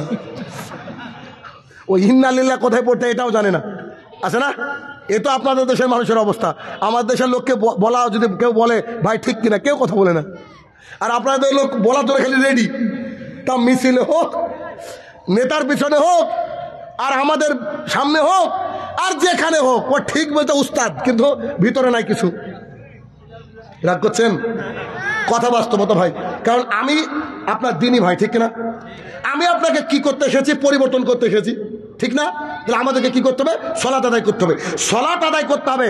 আমি আপনাদেরকে একটা কথা বলি, একটু নজর দেন আমার দিকে একটু। আমাদের সবারই টার্গেট জান্নাত, কি? একটা হিন্দুর টার্গেটও জান্নাত, একটা খ্রিস্টানের টার্গেটও জান্নাত। আচ্ছা, ওরা তো আগের লিস্ট থেকে বাদ, আমরা জান্নাতে যাবো ইনশাল্লাহ, ঠিক না? এখন আমরা যে জান্নাতে যাব, এই আমাদেরকে যদি কেউ আল্লাহ রাসূল এসে বলে দেন যে তোমরা এই কাজটা করো, এই কাজটা করলে জান্নাত, ওই কাজটা করা উচিত কি উচিত না? আমাদের আসেন, আবু হুরায়রা রাদিয়াল্লাহু তাআলা আনহু বলেন, রাসূলুল্লাহ সাল্লাল্লাহু আলাইহি ওয়াসাল্লাম বলেছেন, যেই চোখ আল্লাহ তাআলার ভয়ে কাঁদে, গাভীর ওলান নাকি বাট বলেন, বাট ওলান দুই বলেন, গাভীর ওলান থেকে বাট থেকে দুধ বের করে নিয়ে, যেমন তার বাটের মধ্যে ওলানের মধ্যে দুধ ঢুকানো অসম্ভব, যেই চোখ আল্লাহ তাআলার ভয়ে কাঁদে ওই চোখকে জাহান্নামের আগুনে ঢুকানো অতই কষ্টকর। কথা বুঝতে পারেননি? গাভীর ওলান থেকে বাট থেকে দুধ বের করে কি ঢুকাতে পারবেন কেউ? তো যেই চোখ আল্লাহ তাআলার ভয়ে কাঁদে ওই চোখকে কেউ জাহান্নামে ঢোকাতে পারবে না। রাসূলুল্লাহ সাল্লাল্লাহু আলাইহি ওয়াসাল্লাম বলছেন, তার মানে বোঝা যাচ্ছে যে আমরা যদি আল্লাহ তাআলার ভয়ে কাঁদি তাহলে আমাদের জন্য জান্নাত কনফার্ম।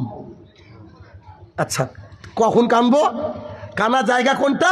দেখেন, আজকে আপনাদের এখানে ফজরের আজান 5:33, কথার কথা এদিক ওদিক হতে পারে, 5:33-এ দেখি কজন মানুষ উপলব্ধিযুক্ত মানুষ হয় আজকে খয়েরশুদিতে। খুব মনোযোগ সহকারে এই অংশটুকু। আজকে আমাদের মানে আজান পড়ে 5:33-এ বা 5:30টায়, আমাদের জামাত হচ্ছে 6টার সময়, বেশিরভাগই মসজিদে 6টায় জামাত, ঠিক না? তো 5:30টায় আজান, জামাত কয়টায়? 6টায়। আমি অনুরোধ করব, এই যে মোবাইল আছে না, মোবাইলে গিয়ে অ্যালার্ম সেকশনে যাবেন, অ্যালার্ম সেকশনে গিয়ে এখন আপনি অ্যালার্ম দিবেন ভোর 5টা।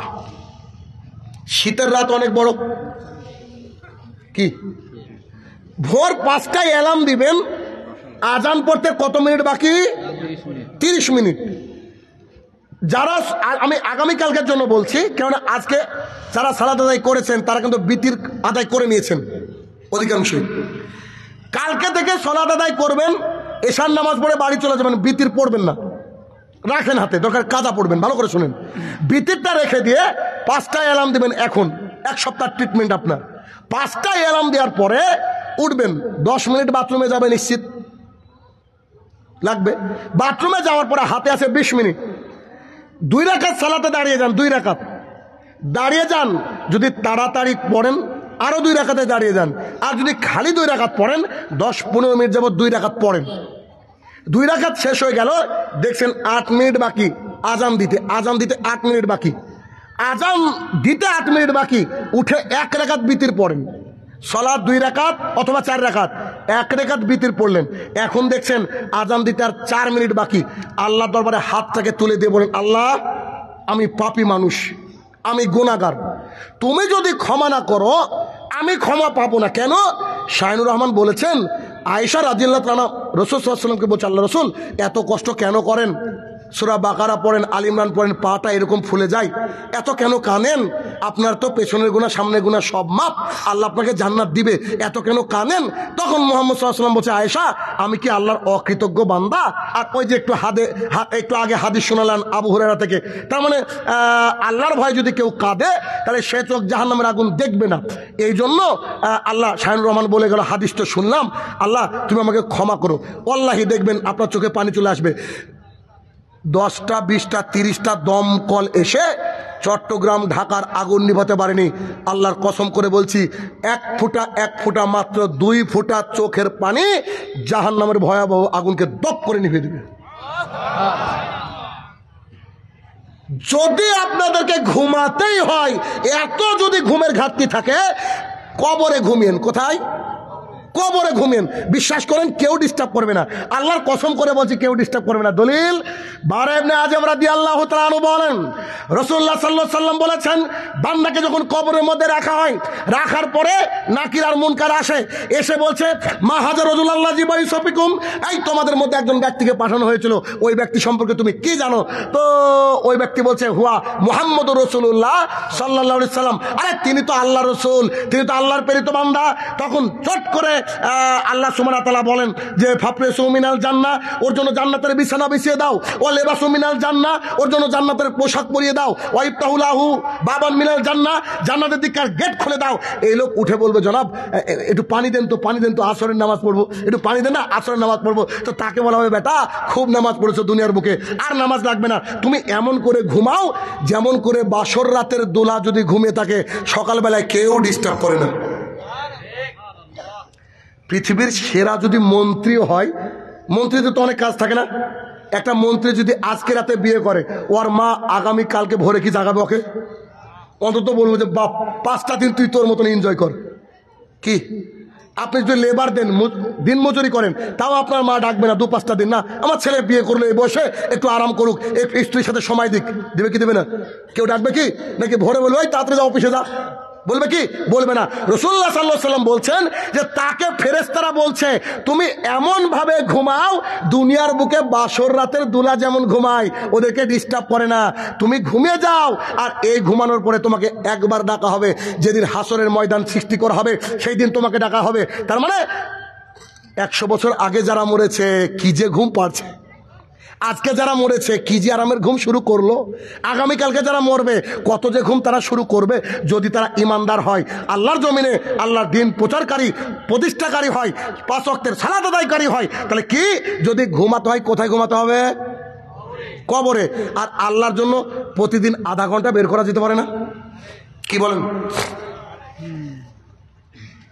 আপনাকে বলে যাচ্ছি যদি এই 30টা মিনিট আল্লাহকে 1 সপ্তাহ দিতে পারেন, আল্লাহর কসম করে বলছি আপনি আমার ফোন নম্বর নিয়ে রাখবেন, আপনি আমাকে উপহার দেওয়ার জন্য খুঁজবেন।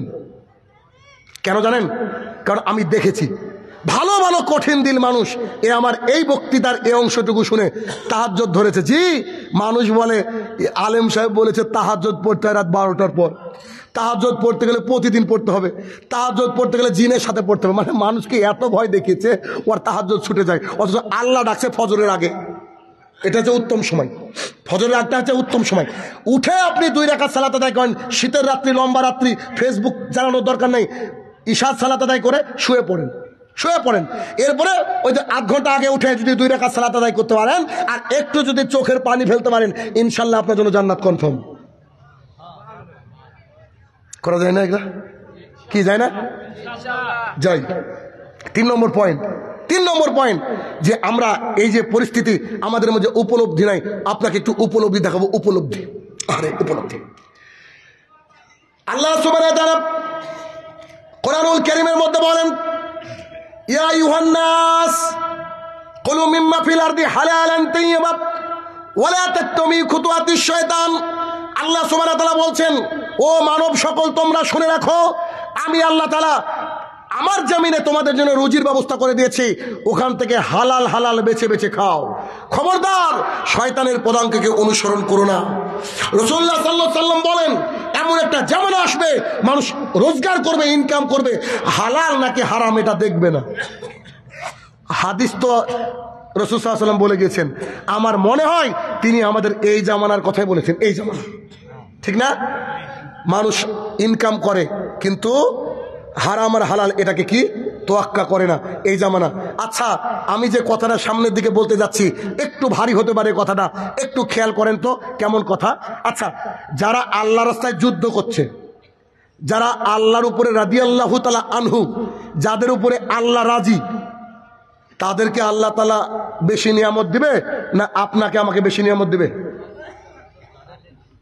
কথা বুঝেননি?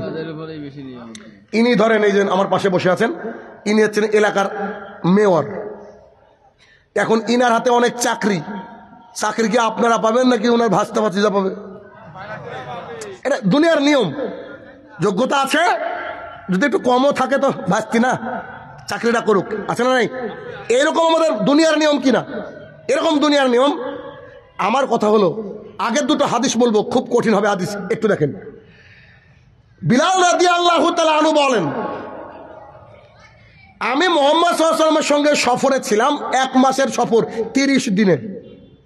আমার আর রাসূল সাল্লাল্লাহু আলাইহি ওয়াসাল্লামের খাবার আমার বগলের তলে এঁটে গিয়েছিল। না, কথা বলে বোঝাতে পারছি না।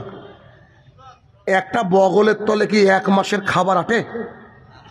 তার মানে রাসূল সাল্লাল্লাহু আলাইহি ওয়াসাল্লাম আল্লাহ তাআলার শ্রেষ্ঠ বান্দা। তার সাথে বিলাল রাদিয়াল্লাহু তাআলা রাসূল সাল্লাল্লাহু আলাইহি ওয়াসাল্লামের আগে জান্নাতে হাঁটনেওয়ালা ব্যক্তি। তিনারা দুজন বলছেন আমরা সফরে ছিলাম, আমাদের যে আল্লাহ রুজি দিয়েছিল, যে খাবার দিয়েছিল, আমার বগলের তলে এঁটে যেত। আরে আল্লাহ কত কষ্ট তাদেরকে দিয়েছিলেন। কি আপনার আমার বাড়িতে খাবারের অভাব আছে বর্তমানে? আমরা আল্লাহ তাআলাকে রাজি খুশি করতে পারিনি, আমাদের খাবারের অভাব নাই, তারা আল্লাহকে রাজি খুশি করেছে, তাদের বাড়িতে খাবারের অভাব। তার মানে বোঝা যাচ্ছে পানি যেমন দরকার বাঁচার জন্য, অতিরিক্ত পানি হলে বন্যা হয়, ঠিক এটা আমার মতামত, এটা কিন্তু হাদিস নয়। আমার মনে হয় অতিরিক্ত রুজি, অতিরিক্ত টাকা, অতিরিক্ত পয়সা আমাদেরকে ডুবিয়ে দিচ্ছে, আমার যেন মনে হয়। আপনি দেখেন তো, দেখি হাদিসটা কতদূর বলতে পারে। আমি সৌদি আরবে কেউ গিয়েছেন? হাত তোলেন তো, কে কে গিয়েছেন সৌদি আরব? মাশাআল্লাহ, হাত নামান। পৃথিবীর বুকে সবচেয়ে উষ্ণতম জায়গা আছে সৌদি আরব। 40-42 ডিগ্রি সেন্টিগ্রেড সব সময় পড়ে।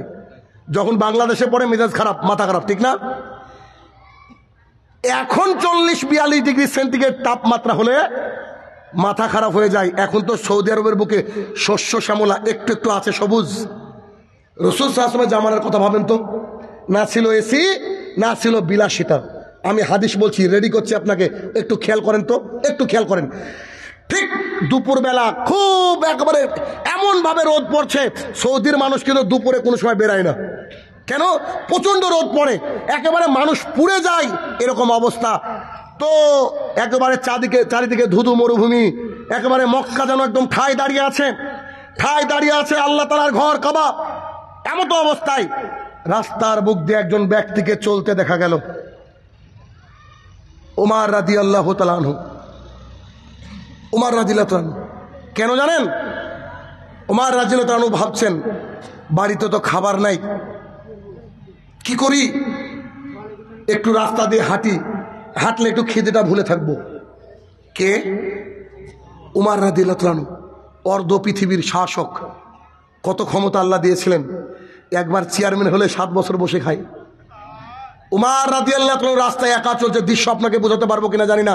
দেখেন, ওমর রাদিয়াল্লাহু তাআলা টাক ফাটা রৌদ্রের বুকে তিনি একা রাস্তা দিয়ে চলছেন, ক্ষুধার যন্ত্রণায় কাতর, পৃথিবীর শ্রেষ্ঠ মানুষের একজন, তিনি রাস্তা দিয়ে হেঁটে চলেছেন। রাস্তায় কুকুর নেই, রাস্তায় পশু পাখি নেই, কি যে ভয়ঙ্কর পরিস্থিতি। তিনি চলে যাচ্ছেন রাস্তায়, হাঁটতে হাঁটতে হাঁটতে হঠাৎ করে দেখা যাচ্ছে আরেকজন বাড়ি থেকে একজন ব্যক্তি বেরিয়ে এসেছে। তাকে দেখা মাত্রই বলছেন, আবু বকর আপনি কেন বাইরে? আরে আমার গায়ের লোম দাঁড়িয়ে গেছে কথাটা বলতে গিয়ে। আবু বকর রাদিয়াল্লাহু তাআলা বলছেন, ওমর এমনি আসলাম। না না না না, ব্যাপার তো আছে। কি ব্যাপার? তো বলছে, ওমর বাড়িতে আমার খাবার নেই, খুব কষ্ট হচ্ছে, ভালো লাগছে না। ভাবলাম একটু রাস্তা দিয়ে হাঁটি, আল্লাহর একটু জিকির করি, আল্লাহ যদি ব্যবস্থা করে তো হলো, না হলে এমনি এমনি চলি। তিনি হাঁটতে হাঁটতে চলছেন, দুইজন সাহাবী, পৃথিবীর শ্রেষ্ঠ দুইজন মানুষ, আল্লাহর জমিন থেকে যারা জান্নাতের সার্টিফিকেট পেয়েছেন, এইরকম দুইজন মানুষ, শ্রেষ্ঠ ব্যক্তিত্ব, আল্লাহর জমিনে হাঁটছে। তাদের উভয়ের পেটে জানি না কদিন থেকে খাবার নেই। কি পরিস্থিতি তাদের! হাঁটতে হাঁটতে হাঁটতে হাঁটতে তিনারা যখন হেঁটে যাচ্ছেন, দেখা গেল আরো একজন ব্যক্তি বেরিয়ে এসেছেন, পৃথিবীর সর্বশ্রেষ্ঠ মানুষ মুহাম্মদুর রাসূলুল্লাহ সাল্লাল্লাহু আলাইহি ওয়াসাল্লাম। আবু বকর ওমর রাদিয়াল্লাহু তাআলা রাসূল সাল্লাল্লাহু আলাইহি ওয়াসাল্লামকে দেখলেন, সালাম দিয়ে দিলেন, আল্লাহ রাসূল আপনি কেন বাইরে? রাসূল সাল্লাল্লাহু আলাইহি ওয়াসাল্লাম মানুষের কথা বুঝতেন, তাদের মুখ দেখে বুঝতেন।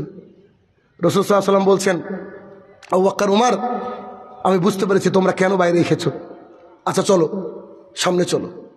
হাঁটতে হাঁটতে হাঁটতে তিনজন আল্লাহর জমিনে হাঁটছে, 3 জন শ্রেষ্ঠ বান্দা, নবীদের সর্দার তাদের সাথে রয়েছে।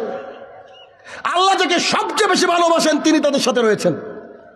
হাঁটতে হাঁটতে হাঁটতে একজন সাহাবীর বাড়িতে পৌঁছে গেলেন। সাহাবী বাড়িতে ছিলেন না। সালাম দেওয়ার পরে তিনি আর স্ত্রী দরজা খুলে দিলেন। জিজ্ঞাসা করা হলো, কই তারা, তোমার স্বামী কোথায়? তো বলা হলো, আপনারা বসুন, তিনি ওই পাশে গিয়েছেন, আসছেন। তিনি চলে আসলেন, কিছু কাঁচা পাকা খেজুর রাসূল সাল্লাল্লাহু আলাইহি ওয়াসাল্লামকে দেওয়া হলো, 3 জন ব্যক্তিকে দেওয়া হলো। তিনারা খেজুর ছিঁড়ে ছিঁড়ে খাচ্ছিলেন। এমত অবস্থায় তিনি একটা চাকু নিলেন, অস্ত্র নিলেন। রাসূল সাল্লাল্লাহু আলাইহি ওয়াসাল্লাম বলছেন, যে ছাগল দুধ দেয় অথবা যার পেটে বাচ্চা আছে, এরকম যদি কোনো ছাগল থাকে তুমি জবাই করো না, তুমি জবাই করো না। তখন তিনারা খাচ্ছেন, 3 জন ভুভুক্ষ ক্ষুধার্ত মানুষ, আল্লাহর জমিনে শ্রেষ্ঠ 3 জন ব্যক্তিত্ব, 3 জন বান্দা, তিনি এরকম বসে খাচ্ছেন। যখন তার সামনে গোশতকে পেশ করা হচ্ছে, রাসূল সাল্লাল্লাহু আলাইহি ওয়াসাল্লাম তাকে বললেন, এই গোশত, এই খাবার আমাদের জন্য তুমি প্রস্তুত করে এনেছো? তো বলেছি, আপনার জন্য প্রস্তুত করেছি, আপনাদের জন্য প্রস্তুত করেছি। 3 জন যখন ওখান থেকে খাবার খাচ্ছেন আর কোরআনুল কারীমের সে আয়াতকে তেলাওয়াত করছেন, সুম্মা লাতুসালুন্না ইয়াউমাইযিন আনিন নাঈম, সবারই চোখে পানি। পৃথিবীর শ্রেষ্ঠ ব্যক্তিত্ব, অন্যতম 3 জন মানুষ, তাদের চোখে টপ টপ করে পানি হচ্ছে। রাসূল সাল্লাল্লাহু আলাইহি ওয়াসাল্লাম বলছে, সাহাবীরা শুনে রাখো, আল্লাহ তাআলা প্রত্যেকটা নিয়ামতের একদিন হিসাব নেবে, প্রত্যেকটা নিয়ামতের হিসাব নেবে। এরকম বলছেন, চোখে পানি ছলছল করছে আর খাবার খেয়ে যাচ্ছেন। রাদিয়াল্লাহু তাআলা আনহু, তাদের প্রতি আল্লাহ তাআলা রাজি খুশি ছিলেন। আল্লাহর সেই বান্দাদেরকে আল্লাহ তাআলা কত কষ্টে রেখেছিলেন, রিজিকের অভাব দিয়ে, কিন্তু ইলমের কোনো অভাব তাদেরকে উপরে রাখেননি। রিজিকের অভাব ছিল, কারো কোনোদিন তাহাজ্জুদ ছুটেনি। রিজিকের অভাব ছিল, আল্লাহ তাআলার জন্য কান্না কোনোদিন তাদের থামেনি। রিজিকের অভাব ছিল, আল্লাহর পরে তাদের কোনো অভিযোগ থাকেনি। রিজিকের অভাব ছিল, হারাম ইনকামের দিকে তিনারা যাননি। পৃথিবীর শ্রেষ্ঠ ব্যক্তিত্ব।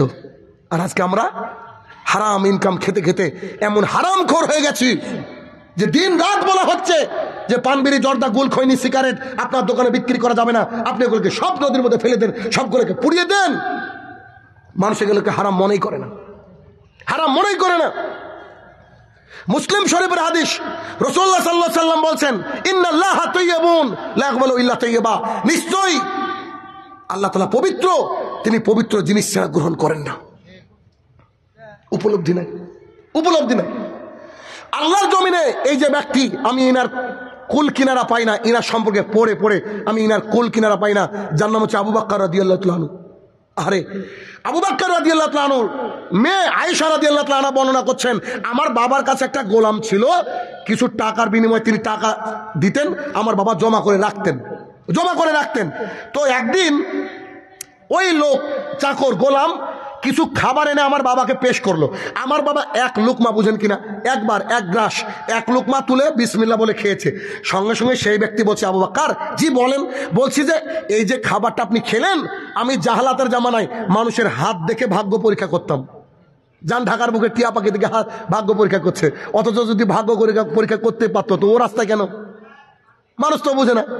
তো আমি ভাগ্য পরীক্ষা করতাম, তো তখন আমাকে হাদিয়া প্রদান করেনি। আজকে বহুদিন পর দেখা, সে আমাকে হাদিয়া দিয়েছে। খাবারটা ওই খাবার। আয়েশা রাদিয়াল্লাহু তাআলা আনহা বলেন, আমার বাবা আবু বকর তার আঙুলটা গলার মধ্যে দিয়ে তুলে দিয়ে পেটে ঢুকিয়ে দিয়ে পেটে যা খাবার ছিল সব বমি করে তুলে ফেললো। কথা কি বোঝাতে পারছে? আবু বকর জান্নাতি, আল্লাহ রাসূল সাল্লাল্লাহু আলাইহি ওয়াসাল্লাম ঘোষণা করেছেন। যদি 2-10 ওয়াক্ত সালাত ছেড়ে দেয় তাও জান্নাতি, কারণ আল্লাহ রাসূলের ঘোষণা না, বুঝলেন কথাটা? তো আল্লাহ রাসূল যখন ঘোষণা করেছেন উনি জান্নাতি, তো 1 লুকমা খাবার তো না জানতে খেয়েছেন। তারপরে তিনি তুলে ফেলছেন আর বলছেন, আল্লাহ এই খাবার যদি পেটে যায় হয়তো আবু বকর জাহান্নামে যাবে। বলেন এবার খয়ের সুতের মানুষের কি হবে? যারা হারাম ইনকাম করেন তাদের কি হবে একবার চিন্তা করে দেখুন। কেন? আমাদের উপলব্ধি নেই। আপনাকে দেখাচ্ছি, খুব ভালো করে বুঝবেন, আপনাকে বুঝাই। আরে মোবাইলটা পেয়েছি কার, এটাই এখন এটা নিয়ে আলোচনা হবে। দেখেন কথার কথা ভালো করে বুঝবেন। এই ছেলেটার নাম হচ্ছে কিছু একটা, এই ছেলেটা একটা ধরেন মোবাইল কি, আচ্ছা 111 এর নাম, মানে মানুষের নাম বললে কষ্ট পাবেন এই জন্য বলছি, কারোর নামের সাথে মিলে যাবে। 111, এই ছেলেটার নাম কি 111। তো এই ছেলেটা একটা মেয়ের সাথে প্রকাশ্যে জেনা করেছে, অথবা গোপনে জেনা করেছে। পাড়ার একান দোকান করতে করতে গোটা গ্রামের মানুষ জেনেছে যে অমুক ছেলেটা অমুকের মেয়ের সাথে ধরা পড়েছে। হয় কি হয় না গ্রাম বাংলায়? ইমানদারিতে বলেন তো, এতগুলো লোক যে বসে আছেন, কে আছেন এই ছেলেটা সেটা আপনার মেয়ের বিয়ে দিবেন? কেউ দিবেন? ছেলেটা কি করেছে? একবার জেনা করেছে। আল্লাহর কাছে তোবা করলে তো ক্ষমা হয়ে যাবে নিশ্চিত। কি ক্ষমা হবে না? নিশ্চিত হবে। আচ্ছা, ছেলেটা একবার নয়, ছেলেটা একবার জেনা করেছে, এটা এলাকার মানুষ জেনেছে। এরপরে ও পাড়া প্রতিবেশী এক ভাবির সাথে জেনা করেছে, আবার এবার পেপারে উঠেছে ওর নাম, এই কুলাঙ্গার ছেলে। এরপরে দুবার জেনা করার পর কে বিয়ে দেবেন ছেলের সাথে? কেউ দিবেন? কি দিবেন? আবু হুরায়রা রাদিয়াল্লাহু তাআলা আনহু বলেন, রাসূলুল্লাহ সাল্লাল্লাহু আলাইহি সাল্লাম বলেছেন, 1 টাকা সুদ খেলে, 1 টাকা ব্র্যাক ব্যাংকে রাখলে, 1 টাকা আশাতে রাখলে, 1 টাকা LIC-তে রাখলে, 1 টাকায় যে জানি না আপনাদের দেশের ডেস্টিনি, এতে রাখলে 70টা পাপ হয়। সবচেয়ে নিচের পাপ হচ্ছে নিজের মায়ের সাথে জেনা করা। জনাব, যার বাড়িতে আশা ব্যাংকের কিতাব রয়েছে, যারা এইরকম সুদের সাথে জড়িত আছেন, তারা তাদের মায়ের সাথে জেনা করার সমতুল্য পাপ প্রতিদিন তার অ্যাকাউন্টে ঢুকায়। দেখি ক্ষয়ের সুতের মানুষ ছেলে দেখতে গেলে প্রথমে বলবেন, আপনার বাড়ি থেকে ডেস্টিনি আছে? আপনার বাড়ি থেকে এরকম গ্রুপ লোনের ব্যবস্থা আছে? আপনার বাড়ি থেকে এরকম হারাম ব্যাপার আছে কি?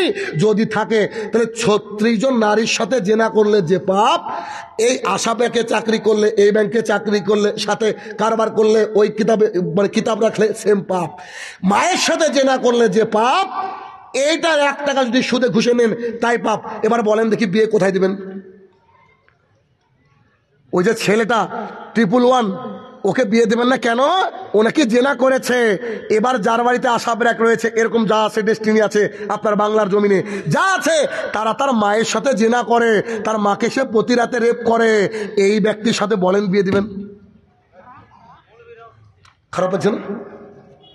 মৌলবি দিয়ে জাহান্নাম উদ্বোধন হবে। কে ভাই তুমি? বুখারীর হাদিস, রাসূলুল্লাহ সাল্লাল্লাহু আলাইহি সাল্লাম বলছেন, কিয়ামতের মাঠে প্রথম 3 জনকে ডাকা হবে। ডাকার পরে আল্লাহ তাআলা বলবে, জনাব জি বলেন।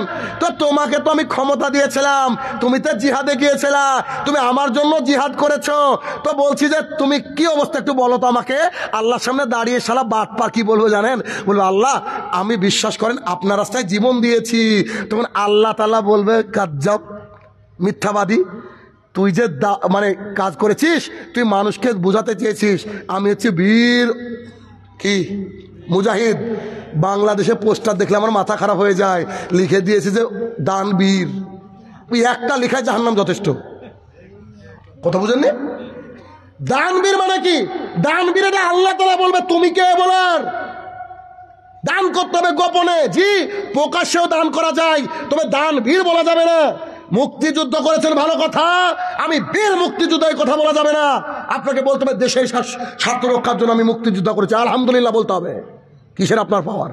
কত মানুষ মারা গিয়েছে মুক্তিযুদ্ধ করতে গিয়ে, কি মারা যায়নি? এই রিয়া কিন্তু আপনাদের বাংলাদেশে চরম পর্যায়ে আছে, চরম। একেবারে নেতা বসে থাকছে আর তার সামনে গিয়ে বলছে আমার ব্যাপারে বলেন না, একবারে মাটি ছুঁড়ে মারবো মুখে আপনার। কেন? আল্লাহ রসুল বলেছে প্রশংসা করলে কাদা ছুঁড়ে মারো, কিছু করার নাই, হাদিস মানতে হবে। কেননা যখনই পাশে থেকে কাউকে প্রশংসা করা হয় ওর সিনাটা কিন্তু টান হয়, এই টানেই জাহান্নাম, এই টানেই জাহান্নাম। বুঝতে হবে যে কাজ করি কার জন্য? আল্লাহ তাআলার জন্য। তো মানুষকে শোনানোর এত কি দরকার? কথা বুঝেন কিনা? মানুষের শোনার তো দরকার নেই। এরপরে রাসূল সাল্লাল্লাহু আলাইহি ওয়াসাল্লাম বলছে, আরো একজন ব্যক্তিকে বলা হবে, ডাকা হবে, জনাব আমি তোমাকে কোরআন শিক্ষা দিয়েছিলাম, সুন্দর কণ্ঠ দিয়েছিলাম, তুমি কি করেছো? তো বলছে, আল্লাহ ওয়াল্লাহি, আল্লাহর কসম করে বলছি, আল্লাহর সামনে দাঁড়িয়ে কিভাবে মিথ্যা কথা বলছে, আল্লাহর কসম করে বলছি, আমি দিন প্রচার করেছিলাম ফি সাবিলিল্লাহ, আল্লাহর জন্য। আল্লাহ কি জানে না যে কোনটা কি মাল?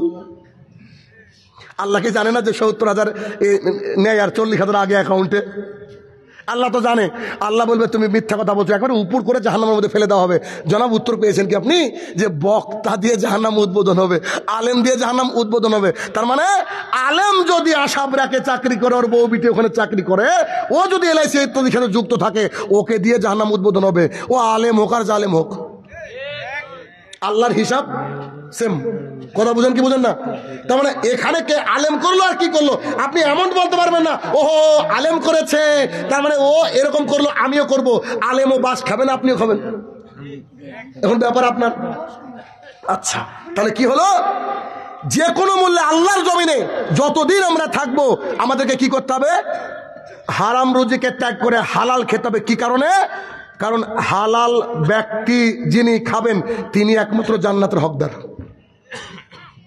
বুঝেননি? তিনি জান্নাতের হকদার। হারামখোর যদি মক্কার ইমামও হয় তাও জাহান্নামী। কেন? ওই যে মুসলিম শরীফের হাদিস। এবার পাবনা বেড়া, পাবনা খয়ের সুতি, পাবনা ভাঙুড়া, এখন আপনি বুঝেন কি হবে? মক্কার ইমাম যদি জাহান্নামী হয়, হারামখোর। বুঝেননি কথাটা? আমি উদাহরণ দিয়ে দিলাম কেন? আপনি তো ভাবছেন যে আলেমরাও করে। যে তো আলেমরা মানে কি? দাড়ি তো আবু জেহেলেরও ছিল, হাজি তো আবু জেহেলও ছিল, তাই বলে কি বুঝতে পারছেন না আবু জেহেল মানে কি? ব্যাপার কি? আপনাকে হারামকে ত্যাগ করতে হবে। ভেতরে যদি, আচ্ছা বলেন তো, একটা কথা বলেন, মায়ের সাথে জেনা পৃথিবীর কোনো বাচ্চা করবে? কোনো সন্তান করবে? তাহলে আপনার বাড়িতে এই ধরনের যদি ডেস্টিনি ইত্যাদি থাকে, তাহলে সেই ব্যক্তি তার মায়ের সাথে জেনা করে, এটা যদি ভেতরে ভেতরে কেউ শুনেন, এই কথা যদি ভেতরে উপলব্ধি আনেন, আত্ম উপলব্ধি করেন, সে কি যদি ভিক্ষাও করেন দাঁড়িয়ে থেকে, মরে যা না খেয়ে, সে কি এই ব্যাংকে বা এই সাথে যুক্ত হতে পারে? কি বলেন পারে? তার মানে বোঝা যাচ্ছে ওর অন্তর মানুষ নয়, হচ্ছে পশু। পশু নয়, বালহুম আদাল, এটা হচ্ছে পশুর চেয়ে নিচ, এটা হচ্ছে পশুর চেয়ে নিচ, যারা হারামখোর। অতএব আপনি সাবধান হয়ে যান। এর পরের পয়েন্ট হচ্ছে যে আমরা বর্তমান জামানায় আল্লাহ সুবহানাহু ওয়া তাআলা যে কোরআনুল কারীমে স্পষ্ট বলে দিয়েছেন, ওয়াকারনা ফি বুয়ুতিকুন্না ওয়ালা তাবাররাজনা তাবাররুজাল জাহিলিয়াতিল উলা, ওই মহিলারা শোনো, তোমরা বাড়ির মধ্যে থাকো, খবরদার জাহালাতের যুগের মতো নিজেকে দেখে বেরিয়ে না। বাংলাদেশের মাটিতে যে বোরকা রয়েছে 95% বোরকা বোরখাই না, প্রায় অভিনয় চলছে। কেন? স্বামী একটু বকা দিবে তাই সে বোরকা পরেছে, বাবা একটু বকা দিবে তাই সে বোরকা পরেছে, বোরকা পরার পরে পার্কে গিয়ে ফ্রেন্ড নিয়ে গল্প করছে। আসলে নাই, বোরকা পরে কলেজে গিয়ে বোরকাকে খুলে ফেলছে। কেন? ওগুলা অসম মাহরম নাকি ওর বাপ? ওইগুলা কলেজে যারা আছে, আর এত টাইট ফিট বোরকা পরেছে, গোটা শরীরের একেবারে পুরো অবয়ব বোঝা যাচ্ছে। এটা কি বোরকা? বোরকা হচ্ছে মানুষকে ঢেকে রাখা, বোরকা হচ্ছে ঢেকে রাখা, নিজের অবয়ব, নিজের শরীরকে ঢেকে রাখতে হবে। ওয়াল্লাহি মহিলারা বুঝে না। আমেরিকান একজন মহিলা, বিখ্যাত মহিলা, আপনি ইন্টারনেটে সার্চ দিয়ে দেখতে পারেন, ওনার নাম হচ্ছে তাওয়াক্কল, মহিলাটার নাম। ওনার উত্তরটা আমার খুব ভালো লেগেছিল। তিনি যেহেতু ক্ষমতাধর মহিলা, অনেক সাংবাদিক তার সামনে থাকে, সাংবাদিকরা প্রশ্ন করছেন, আপনি এত হাইলি এডুকেটেড একজন মহিলা, আপনি আপনার নিজেকে ঢাকেন কেন? কারণ মডার্ন মহিলারা নিজেকে ঢাকে না, এটা বুঝে মানুষ, ঠিক না? আপনি আপনার নিজেকে ঢাকেন কেন? তো তার উত্তরটা আমি বাংলায় বলি আপনাদের সুবিধার জন্য। তো তিনি বলছেন, এমন একটা জামানা ছিল যখন মানুষের কোনো বিবেক বুদ্ধি ছিল না, তারা লজ্জাস্থান প্রথম ঢেকেছিল গাছের পাতা দিয়ে। মনে পড়ে? ওই যে ইতিহাস পড়েছেন, এখন আর ইতিহাস নাই, সব শরীফ শরীফা, অপরে হবে। তারপরে যারা মানুষের একটু বুদ্ধি আসলো, গাছের ছাল খুলে নিয়ে বস্ত্র তৈরি করলো, মানে ঢাকলো। এরপরে যখন আরেকটু বুদ্ধি হলো, পশুর চামড়া দিয়ে পোশাক বানালো। এরপরে যখন আরেকটু বুদ্ধি হলো, এরকম পোশাক বানালো। এরপরে যখন আরেকটু বুদ্ধি হলো, মানুষ একেবারে নিজেকে ঢাকতে শিখলো। তো তিনি উত্তর দিচ্ছেন, আমি তো আর সেই আদিম জামানায় নাই, আমি মডার্ন, আমি ওই জামানায় নাই যে আমার বিবেক বুদ্ধি নাই, তাই আমি 3 ভাগ শরীরের খুলে 2 ভাগ ঢাকবো। আমি বুদ্ধিমতী মহিলা, that's why I covered myself properly. বুঝেন কি কথাটা? যে জামানায় মানুষের বুদ্ধি ছিল না, সে জামানায় মানুষ উলঙ্গ চলতো। একটু বুদ্ধি হলো পাতা দিয়ে ঢাকলো, আরেকটু বুদ্ধি হলো গাছের ছাল, আরেকটু বুদ্ধি হলো পশুর চামড়া, আরেকটু বুদ্ধি হলো পোশাক। আমি বুদ্ধিমতী মহিলা, তাই আমার নিজেকে ঢেকেছি। এই শব্দের অর্থ কি? যারা তার শরীরকে দেখে জাতির সামনে দিয়ে হাঁটে, ওরা যদি মনেও করে যে আমরা হচ্ছে শিক্ষিত নারী, অল্লাহি আল্লাহর কসম করে বলছি, আপনি ডাকেন, আমি যদি মূর্খ প্রমাণ করতে না পারি আর বক্তৃতা দিব না। কেন? কি কারণে? কি কারণে? দেখেন, আপনাকে যদি একটা হীরার আংটি দেওয়া হয়, হীরার আংটি, আপনি কি আংটিটাকে বাড়ির উঠানে ফেলে রাখবেন? টিনের উপরে ফেলে রাখবেন? কোথায় রাখবেন বলেন তো? একটা হীরার আংটি ক টাকায় বা দাম? হলো 1 লাখ। আল্লাহ রাসূল সাল্লাল্লাহু আলাইহি ওয়াসাল্লাম বলছেন, আবু হুরায়রা রাদিয়াল্লাহু আনহু রাবি বর্ণনা করছেন, রাসূল সাল্লাল্লাহু আলাইহি ওয়াসাল্লাম বলছে, দুনিয়াবাসী তোমরা শোনো, যে আল্লাহ রাসূল বলেন গোটা পৃথিবীটা সম্পদ। শুনলাম ঢাকা খিলখ্যাত নীলখ্যাতের পাশে নাকি 1 শতক জমির দাম নাকি কত কোটি টাকা, আছে না নাই? এবার বুঝুন তো রাসূল সাল্লাল্লাহু আলাইহি ওয়াসাল্লামের কথা। রাসূলুল্লাহ সাল্লাল্লাহু আলাইহি সাল্লাম বলছেন, দুনিয়াবাসী তোমরা শোনো, জি আল্লাহ রাসূল বলেন, গোটা পৃথিবীটা সম্পদ, গোটা পৃথিবীটা সম্পদ, গোটা পৃথিবীটা সম্পদ, এর মধ্যে শ্রেষ্ঠ সম্পদ হচ্ছে আলমারাতুস সলেহা, নেককার বউ। কথা বুঝেন কিনা? নেককার বউ। রাম আর সীতা বসে আছে, হিন্দু ধর্মগ্রন্থ, রাম আর সীতা বসে আছে, তো তাদের বুজুর্গানে দিন ওদিক থেকে আসছে, তার নাম হচ্ছে পরশুরাম। তো তাকে দেখে রাম বলছে, সীতা জি বলেন, বলছে তুমি ভেতরে যাও, ভেতরে যাও, আমাদের বুজুর্গানে দিন আসছে, তুমি ভেতরে চলে যাও। রামের স্ত্রী সীতার নাকি পর্দা করা লাগে, আর আমাদের ফাতেমা নাকি উলঙ্গ। ভালো আছেন? তাহলে কি আমাদের ফাতেমা নাকি উলঙ্গ? আমেরিকার একজন বিখ্যাত ব্যক্তিত্ব তিনি বলছেন, if you destroy this society without war, food there adultery. একটা সমাজকে যদি ধ্বংস করতে চাও, তাহলে সমাজের মহিলার পোশাক খুলে নাও। কি আজকে এই বাংলার জমিনে এত টিকটকার আর এই ফেসবুকার হয়েছে, এদের চোটে ঢুকাই মুশকিল। এরা দেখে মনে হয় না যে ওর বাপ কি ইহুদি খ্রিস্টান নাকি কি। জি জি জি, না বলেন, অসুবিধা। আসসালামু আলাইকুম ওয়া রাহমাতুল্লাহ। আমাদের আজকে জালসার প্রধান আকর্ষণ, তার আলোচনা শুনছিলাম। আমাদের দুজন মেহমান এসেছেন, ওনার বেশি আলোচনা করবে না, শুধু সালামটা দিয়ে চলে যাবে, আপনি আলোচনা শুনবেন, শুধু সালামটা দিবে। আমাদের সম্মানিত উপজেলা চেয়ারম্যান মহোদয় এসেছেন, আমাদের মেয়র মহোদয় এসেছেন, এবং বিশেষ করে বাংলাদেশ জমিয়তে আহলে হাদিস পাবনা জেলার অন্তর্গত খয়সুতি এলাকার একটি বৃহত্তম এলাকা, আর দুইজনই আমাদের মেয়র এবং উপজেলা চেয়ারম্যান, দুইজনে আহলে হাদিসের বাচ্চা, এমপি মহোদয় আহলে হাদিস সন্তান। মানুষ উঠে যায় কি? আসসালামু আলাইকুম। আমাদের আজকের এই খয়সুতি এই জালসায় আমাদের মেহমান, আজকের প্রধান অতিথি জনাব মোশাররফ হোসেন, আমাদের জমিয়তে আহলে হাদিসের আমাদের লোক, উনি জমিয়তে আহলে হাদিসের লোকই। এবং আজকের সবথেকে আমার আনন্দ লাগছে যে আমাদের এই এলাকার অনেকেরই আত্মীয় স্বজন, আমাদের প্রিয় মানুষ, পাবনা পৌরসভার মেয়র জনাব শরীফ প্রধান আমাদের মাঝে এসে আমাদেরকে এই সভাকে সার্থক করেছেন। সেই হিসাবে আমরা খয়সুতি মাদ্রাসার এবং এলাকার পক্ষ থেকে আন্তরিক ধন্যবাদ জ্ঞাপন করছি। বিষয়ে আজকে আমাদের এই খয়সুতি ঐতিহ্যবাহী মাদ্রাসা, এই মাদ্রাসা এই অঞ্চলের মুরব্বীরা এই মাদ্রাসা তৈরি করে গিয়েছেন। তো আমরা এই মাদ্রাসাটাকে আরো সম্প্রসারিত করার জন্য এবং মাদ্রাসা যাতে ছাত্রছাত্রী ভালোভাবে লেখাপড়া করতে পারে, সেই কারণে এই মাদ্রাসাটা আমাদের এই খয়সুতি অঞ্চলে একটা ঐতিহ্যবাহী প্রতিষ্ঠান, এটা আমাদের সকলের প্রতিষ্ঠান। সেই হিসাবে আমি উপজেলা চেয়ারম্যান মহোদয়ের কাছে আকুল আবেদন রাখবো, তিনি যেন সবসময় এই মাদ্রাসার প্রতি খেয়াল রাখে এবং ইতিপূর্বে খেয়াল রেখেছেন। পাশাপাশি আজকের এই জালসায় সকলের উপস্থিতিতে আমাদের মাদ্রাসার পাশে একটা গর্ত আছে এবং সেই গর্তটা ভরাট করা আসল প্রয়োজন।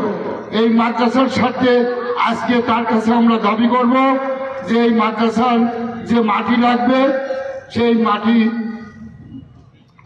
খরচের জন্য যা লাগে উনি তা বহন করে দেবেন। এটা আমাদের সকলের দাবি। কি বলেন আপনারা? তো আমাদের শরীফ প্রধান পাবনা পৌরসভার মেয়র, আমরা আবারও তাকে ধন্যবাদ জ্ঞাপন করে আমার কথা শেষ করছি। এবার আপনাদের সামনে শুভেচ্ছা বক্তব্য রাখবেন পাবনা পৌরসভার মেয়র জনাব শরীফউদ্দিন প্রধান। আসসালামু আলাইকুম। প্রিয় মুসল্লি ইকরাম, যেহেতু প্রধান বক্তা বক্তব্য রাখছেন, আসলে এখানে আর বক্তব্য রাখার কোনো প্রয়োজন হয় না। তারপরও যেহেতু আমরা এসেছি, আমরা আমাদের জমিয়তের জালসা, আমরা ইনশাল্লাহ এই জালসার সফলতা কামনা করি এবং আজকে এই মাদ্রাসার পক্ষ থেকে, কমিটির পক্ষ থেকে যে ভরাট, মাটি ভরাটের কথা বলেছেন, আমার উপজেলার চেয়ারম্যান সহ আমরা যতটুকু পারি, যেভাবে পারি আমরা ভরাটের চেষ্টা করবো। সবাইকে ধন্যবাদ জানিয়ে, জালসা শোনার আহ্বান জানিয়ে আমি বিদায় নিচ্ছি। খুদা হাফেজ, আসসালামু আলাইকুম। আমরা ধন্যবাদ জানাই মেহর মহোদয়কে। কথার মধ্যে একটু ফাঁক রাখলো। আশা করি আমাদের উপজেলা চেয়ারম্যান মহোদয়কে আমি আবারও অনুরোধ করে বলছি যে আমরা যেটা নিয়ে আপনার কাছে দাবি করেছি, সাধ্য অনুযায়ী নয়, আমাদের 1 বিঘা জায়গা আমাদের আপনি ভরাট করে দিবেন। কিভাবে দিবেন আপনার দায়িত্ব, কি বলে ঠিক কিনা? দায়িত্ব আপনার, কিভাবে দিবেন আপনার দায়িত্ব। এই জন্য আমি আমার উপজেলা চেয়ারম্যান মহোদয়কে বলবো, এই ঐতিহ্যবাহী বাংলাদেশ জমিয়তে আহলে হাদিসের একটা দুর্গ এলাকা, এখানে আমাদের কয়েকটি এলাকার মানুষ ঈদের নামাজ পড়তে আসে। মেয়ে, নারী, পুরুষ সকলে ঈদের মাঠে সুস্থ নামাজ হলে হাঁটে না। নামাজ, ঈদের নামাজের স্বার্থের জন্য, এই মাদ্রাসায় এতিমখানার স্বার্থের জন্য আপনি আমাদের জায়গাটা ভরাট করে দেবেন ইনশাআল্লাহ। এবার আমাদের উপজেলা চেয়ারম্যান মহোদয় জনাব আলহাজ মোশাররফ হোসেন, তাকে সালাম বিনিময় করবার জন্য, দুটি কথা বলবার জন্য সবিনয় অনুরোধ করছি।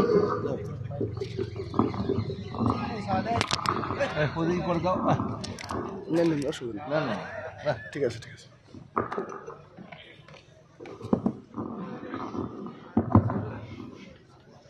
আসসালামু আলাইকুম ওয়া রাহমাতুল্লাহি ওয়া বারাকাতুহু। ইনশাআল্লাহ আমার প্রিয় মুসলিম ভাই বন্ধুরা এবং পর্দার আড়ালে আমার সম্মানিত মা ও বোনেরা, ইনশাআল্লাহ আপনারা সবাই ভালো আছেন তো? শুকর আলহামদুলিল্লাহ। সমস্ত প্রশংসাই মহান আল্লাহ তাআলা রাব্বুল আলামিনের। আজকে আমাদের ঐতিহ্যবাহী খয়রসুতি দারুল হাদিস রহমানিয়া মাদ্রাসা এতিমখানা উদ্যোগে 2 দিন ব্যাপী 47তম আজকে যাত্রা অনুষ্ঠিত হচ্ছে। 46 বছর অতিবাহিত হয়ে গেছে। আজকে আমাদের 46 বছর অতিবাহিত হয়ে গেছে, 47তম। আমি সেই মুরব্বীদেরকে ধন্যবাদ জানাই যে যারা এই সমস্ত এলাকায় আল্লাহর এবং আল্লাহ রাসূলের তরিকা মোতাবেক জমিয়তে আহলুল হাদিস সঠিক ইসলামিক দিক নির্দেশন গড়ে তোলার লক্ষ্যেই যে সংগঠনগুলো গড়ে তুলেছিলেন আমাদের সেই মরহুম কুরাইশি সাহেব, ডক্টর আব্দুল বারী সাহেব, এদের নেতৃত্বেই বাংলাদেশে এই সমস্ত আমাদের জমিয়ত সংগঠন গড়ে উঠেছিল। এবং আমাদের যোগাযোগে 21টি, আমার জানা মতে 21টি মহল্লা আছে। এই 21টি মহল্লা আপনার পাবনার সবচেয়ে বড় ভূমিকা রাখেন। আমাদের পাবনা হেডকোয়ার্টার প্রধান মালবাজার মুর্শিদ, আমিও জেলা জমিয়তের একজন অন্যতম সদস্য। সেখানে আমরা জানি যে সবচেয়ে বড় ভূমিকা রাখেন আমার এই খয়রসুতি এলাকার মুরব্বী ভাই বন্ধুগণ। তা আমি আজকে সভাপতি সহ যারা আছেন তাদের ধন্যবাদ জানাই যে আমাদেরকে দাওয়াত করেছেন। এবং হয়তো অনেকেই আমাদের কথা শুনে বিরক্ত হন।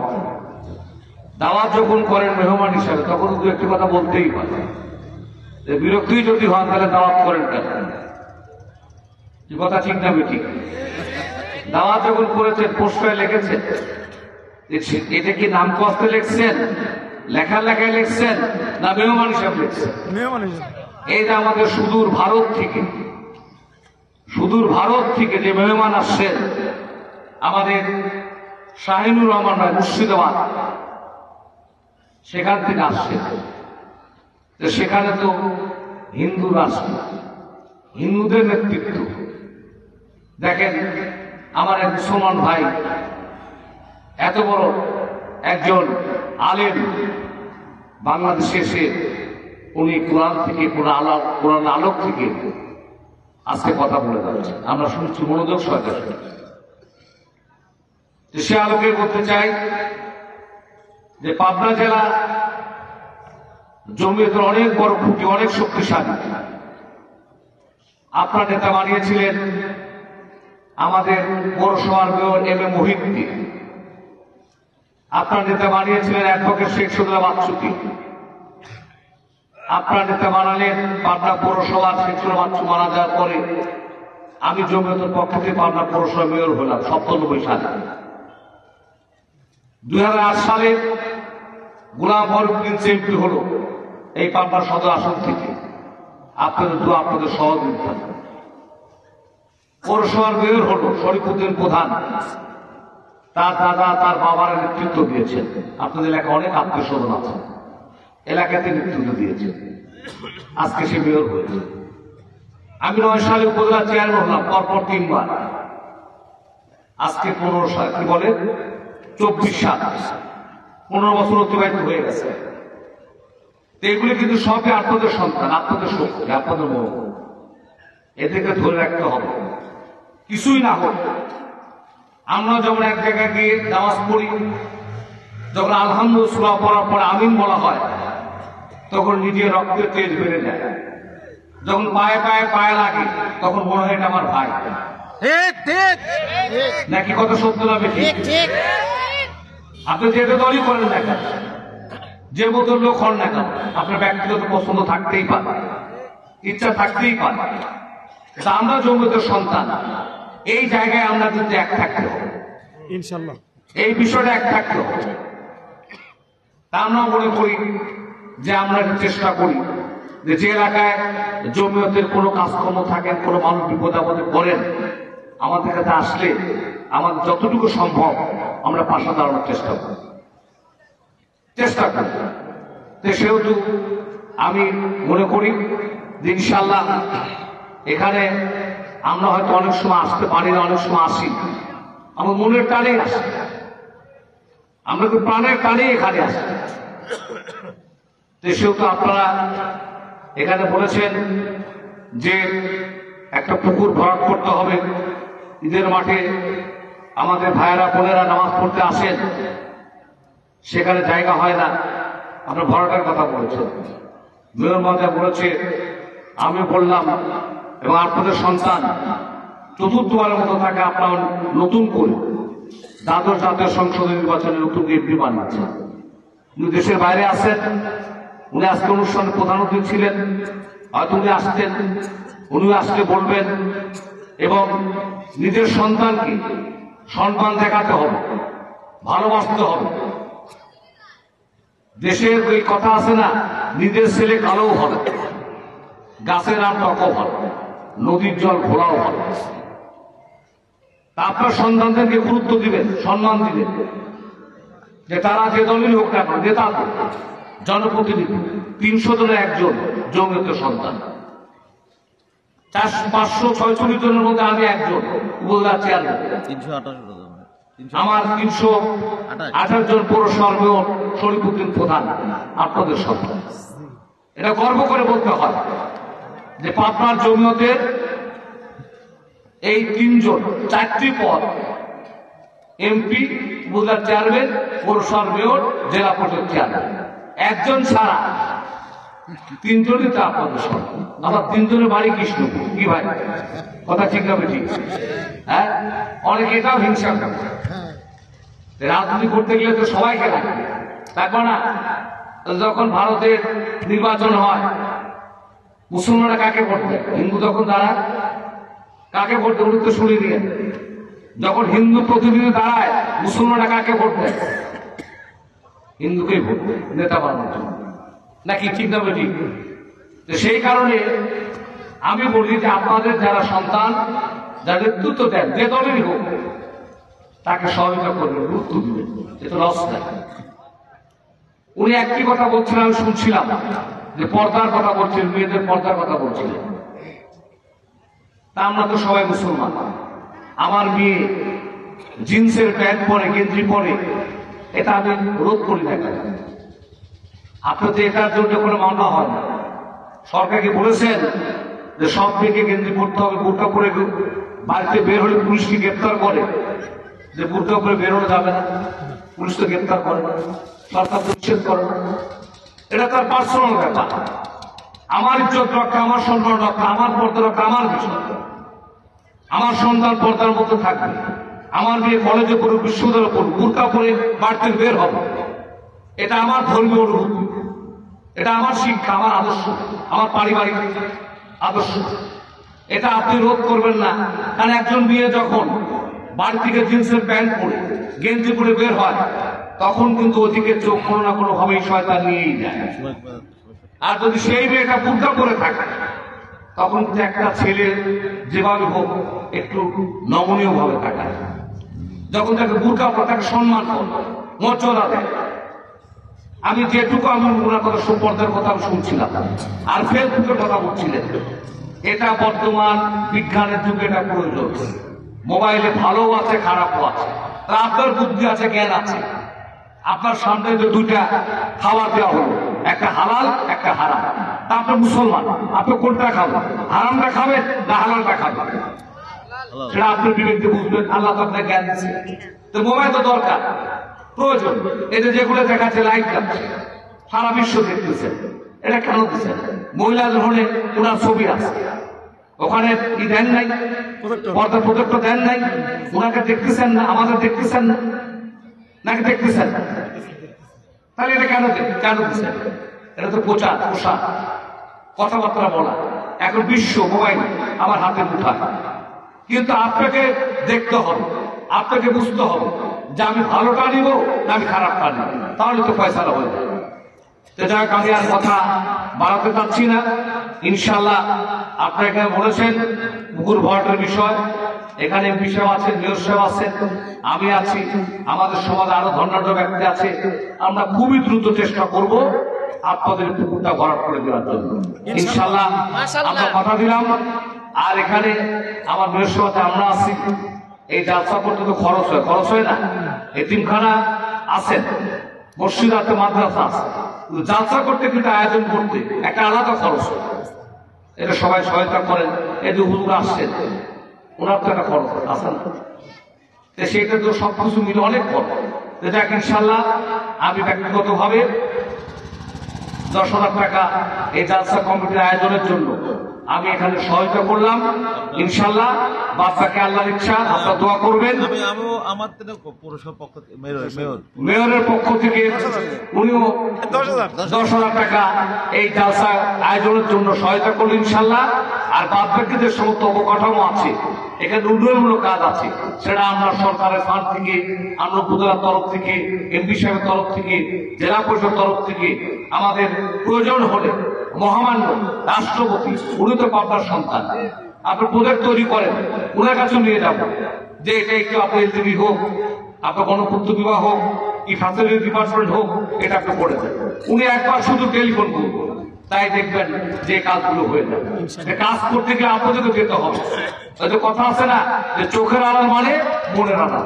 আপনি যাবেন না, আপনি চেষ্টা করবেন না, আমার কাছে ঘুরবেন না, এমপির কাছে ঘুরবেন না, আপনার কাজ কিভাবে হবে? কাজ কিভাবে হবে? মসজিদ সবার, মাদ্রাসা তো সবার, প্রতিষ্ঠান তো সবার। এখানে শুধু জামাত ইসলামের ছেলেপেলে লেখাপড়া করে না, আওয়ামী লীগের ছেলেপেলে লেখাপড়া করে না, বিএনপি ছেলেপেলে লেখাপড়া করে না, আমাদের সন্তানের এখানে লেখাপড়া করে। যদি উন্নয়ন হয়, আমার সন্তানের উন্নয়ন হবে। একটি সুন্দর বিল্ডিং হলো, আমার ছেলেরা লেখাপড়া করবো। সুন্দর মসজিদ হলো, আমরা মুসলিমের থেকে নামাজ করবো। এতিমখানা আছে, আমার সন্তানরা এতিম ছেলেপেলেরা, তাদের সহায়তা করতে হবে। যাই হোক, ইনশাল্লাহ আমি কথা আর বাড়াতে চাচ্ছি না। আপনারা দোয়া করবেন, আপনাদেরও দোয়া করি, আমি সবচেয়ে দোয়া করি আমার এই প্রধান বক্তা শাহিনুর রহমান ভাইদের জন্য। উনি অনেক দূর থেকে আসছেন, আমাদের জমিয়তের সন্তান হিসাবে ওনার জন্য দোয়া করি, আল্লাহ সুস্থ রাখুক। উনি দ্বীন ইসলামের কথা আমার এই জীবনের জমিয়তে আলাদা দিচ্ছেন যে আদর্শ সারা দেশব্যাপী উনি ছড়ায় দিক। মহান আল্লাহ তাআলার কাছে এই দোয়া আশীর্বাদ কামনা করে আমি আমার বক্তব্য শেষ করছি। সবাইকে ধন্যবাদ। আল্লাহ হাফেজ। আসসালামু আলাইকুম ওয়া রাহমাতুল্লাহি ওয়া বারাকাতুহু।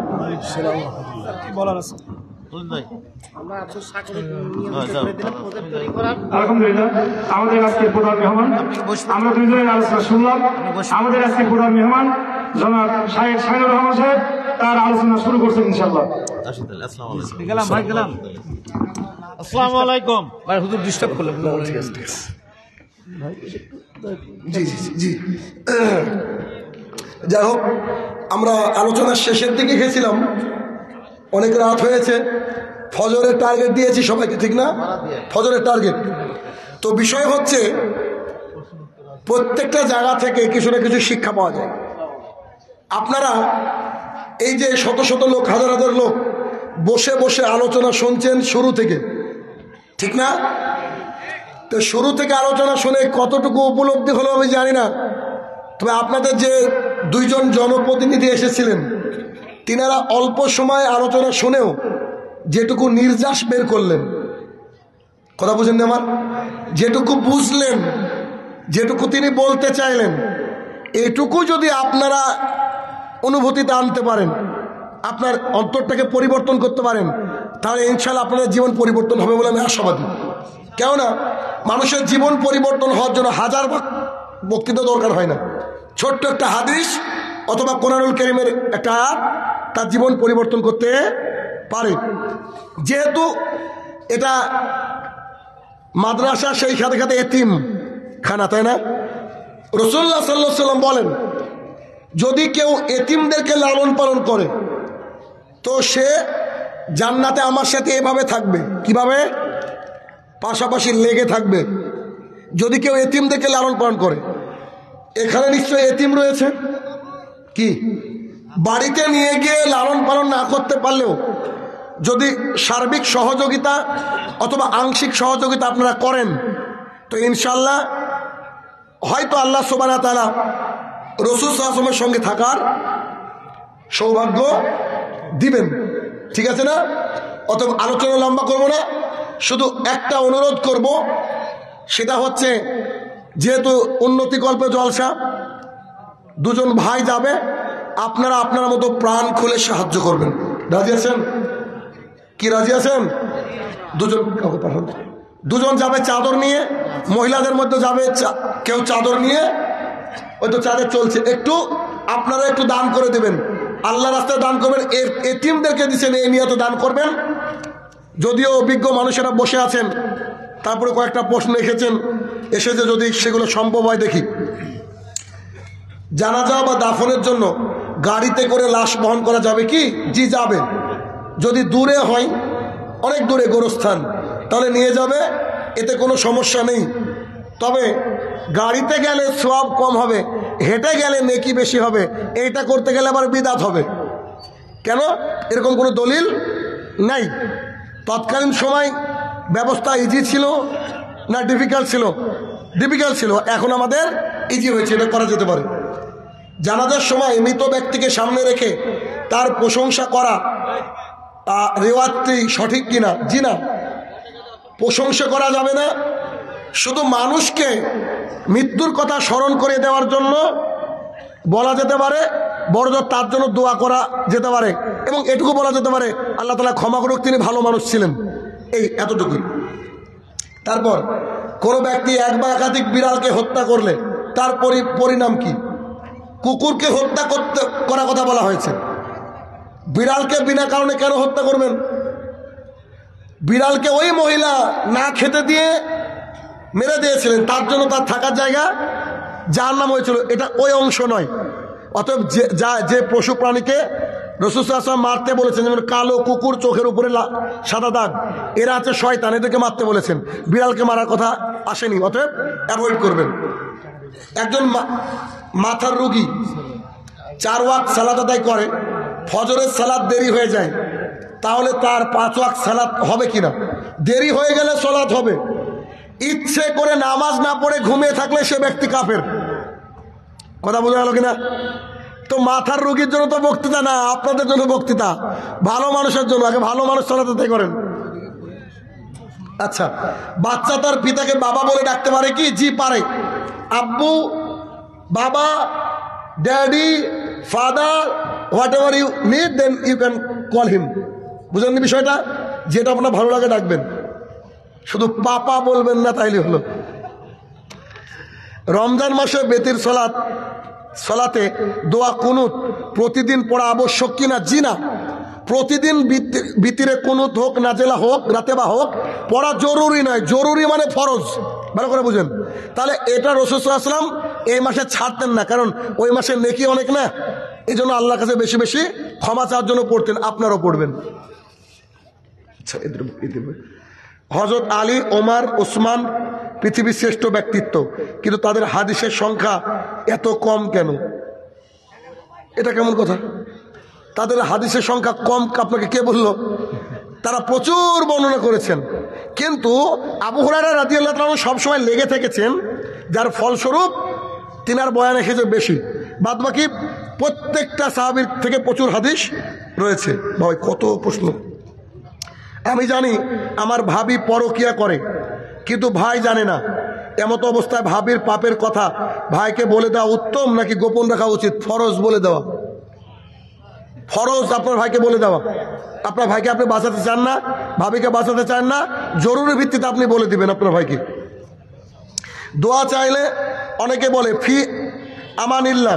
আমার প্রশ্ন, এ বলার দলিল আছে কি? হাদিস মেড ইন চায়না, এখনো পাইনি দলিল, বুঝেননি? দোয়া চাইলে আপনি আপনার মতন করে দোয়া করবেন, ঠিক আছে না? বারাকাল্লাহ ইত্যাদি ইত্যাদি বলে দোয়া করবেন। তো ফি আমানিল্লাহ আজ পর্যন্ত কোনো সহিহ হাদিসে পাইনি, অতএব এটা দরকার নেই। কেউ যদি বলেন আমার জন্য দোয়া করেন, ইনশাল্লাহ আল্লাহ তাআলা আপনার আমলকে কবুল করুক, আপনার সন্তানের উপরে বারাকা নাজিল করুক, পরিবারের উপরে বারাকা নাজিল করুক, বাংলায় দিবেন দোয়া, অসুবিধা কি? আর এমনি যদি আরবিতে বলেন তো বারাকাল্লাহ, হাইয়াকাল্লাহ, জাযাকাল্লাহ যত আছে পড়েন। হিন্দুদের টাকা মসজিদ নির্মাণ কাজে ব্যবহার করা যাবে কি? আশ্চর্য প্রশ্ন। মুসলমানরা কি ভিখারি হয়েছে নাকি? ইহুদি খ্রিস্টান হিন্দুর টাকা মসজিদে লাগাবে? যাবে না। আমি জানাজার নামাজের দোয়া পারি না। জানাজার নামাজ পড়লে নামাজ হবে কি? জি হবে, তবে পড়তে হবে দোয়া। আপনি মুখস্থ করে নিন, সুন্দর দোয়া, দেখেন এটা মুখস্থ করে নেবেন। এটার মধ্যে এমন কিছু নাই যার জন্য দোয়া করা হয়নি, জানেন, যারা জানেন তারা জানেন, অতএব মুখস্থ করে নেবেন। মহিলারা ফরজ গোসল না করে বাসা বাড়ি কাজ করতে পারে কি? সব করতে পারবে, শুধুমাত্র সালাত আদায় করতে পারবে না, আর ধরে কোরআন তেলাওয়াত করতে পারবে না। কথা বুঝেননি? সব করতে পারবে, কিন্তু ফরজ গোসল করতে হবে ফরজ সালাতের আগে, জরুরি এটা। সালাতকে অবহেলা করে নষ্ট করা যাবে না। ছবি বাড়িতে থাকলে এই ঘরে নামাজ পড়লে নামাজ হবে কি? জি হবে, ছবিটাকে ঢেকে দেবেন। তবে প্রশ্ন হলো যে ছবি ঘরে থাকবে কেন? ওই ঘরে তো ফেরেশতা প্রবেশ করে না। আপনার সলাত হবে, সলাতে ঘাটতে হবে না, ছবিকে ঢেকে দিতে হবে, তবে ছবিকে অ্যাভয়েড করার চেষ্টা করতে হবে। মুদিখানার দোকান আছে, কিন্তু আমি দোকানে বিড়ি সিগারেট বিক্রয় করি, আমার ব্যবসা কি হালাল? 100% হারাম। এটা খেয়ে মরলে জাহান্নামে যেতে হবে। অতএব পান, বিড়ি, জর্দা, গোল, সিগারেট যা নেশাদার দ্রব্য আছে, আগামীকালকে পুড়িয়ে দিয়ে আমাকে ফোন করতে হবে যে শাহনুর রহমান সাহেব পুড়িয়ে দিয়েছি। পালিত সন্তান তার পালিত পিতা মাতাকে মা বাবা বলে ডাকতে পারবে কি? যে ডাকতে পারবে। তোমার মেয়ে হলে বাবার সামনে পর্দা করতে হবে, ছেলে হলে তার মার সামনে পর্দা করতে হবে। যাক, এক মা তার ছেলের জন্য, ছেলে সন্তানের জন্য 2000 টাকা দান করেছে। আল্লাহ তাআলা দানকে কবুল করে নিক, আল্লাহুম্মা আমিন। রফিকুল ইসলাম ভাই 1000 টাকা দিয়েছে। আর যারা দিতে চান ইনশাল্লাহ টেবিলে এসে দিয়ে দেবেন ইনশাআল্লাহ। আল্লাহ তাআলা আমরা যে আলোচনা করলাম, প্রত্যেকটা আলোচনা থেকে যেন আমরা, প্রত্যেক অংশ থেকে যেন আমরা বেনিফিট লাভ করতে পারি। আল্লাহ তুমি সেই তৌফিক আদা করো, আল্লাহুম্মা আমিন। হে আমার প্রতিপালক, ফিলিস্তিনি ভাইরা যাদেরকে তুমি তোমার কাছে নিয়ে এনেছো, তাদেরকে জান্নাতুল ফেরদৌস নসিব করো, আল্লাহুম্মা আমিন। যাদের বুককে তুমি খালি করেছো, তাদেরকে তুমি রহমত দ্বারা পরিপূর্ণতা দান করো, আল্লাহুম্মা আমিন। আর এই মাদ্রাসা 125 বছর পূর্বের মাদ্রাসা, আল্লাহ এই মাদ্রাসা যারা প্রতিষ্ঠা করেছে, এখন পর্যন্ত যারা পরিচালক, তাদের সবাইকে তুমি যা যায় খায়ের দান করো, আল্লাহুম্মা আমিন। কে দিল? মাশাআল্লাহ, মাশাআল্লাহ। এই জন দান, একজন ভাই 5000 টাকা দান করছে, আল্লাহ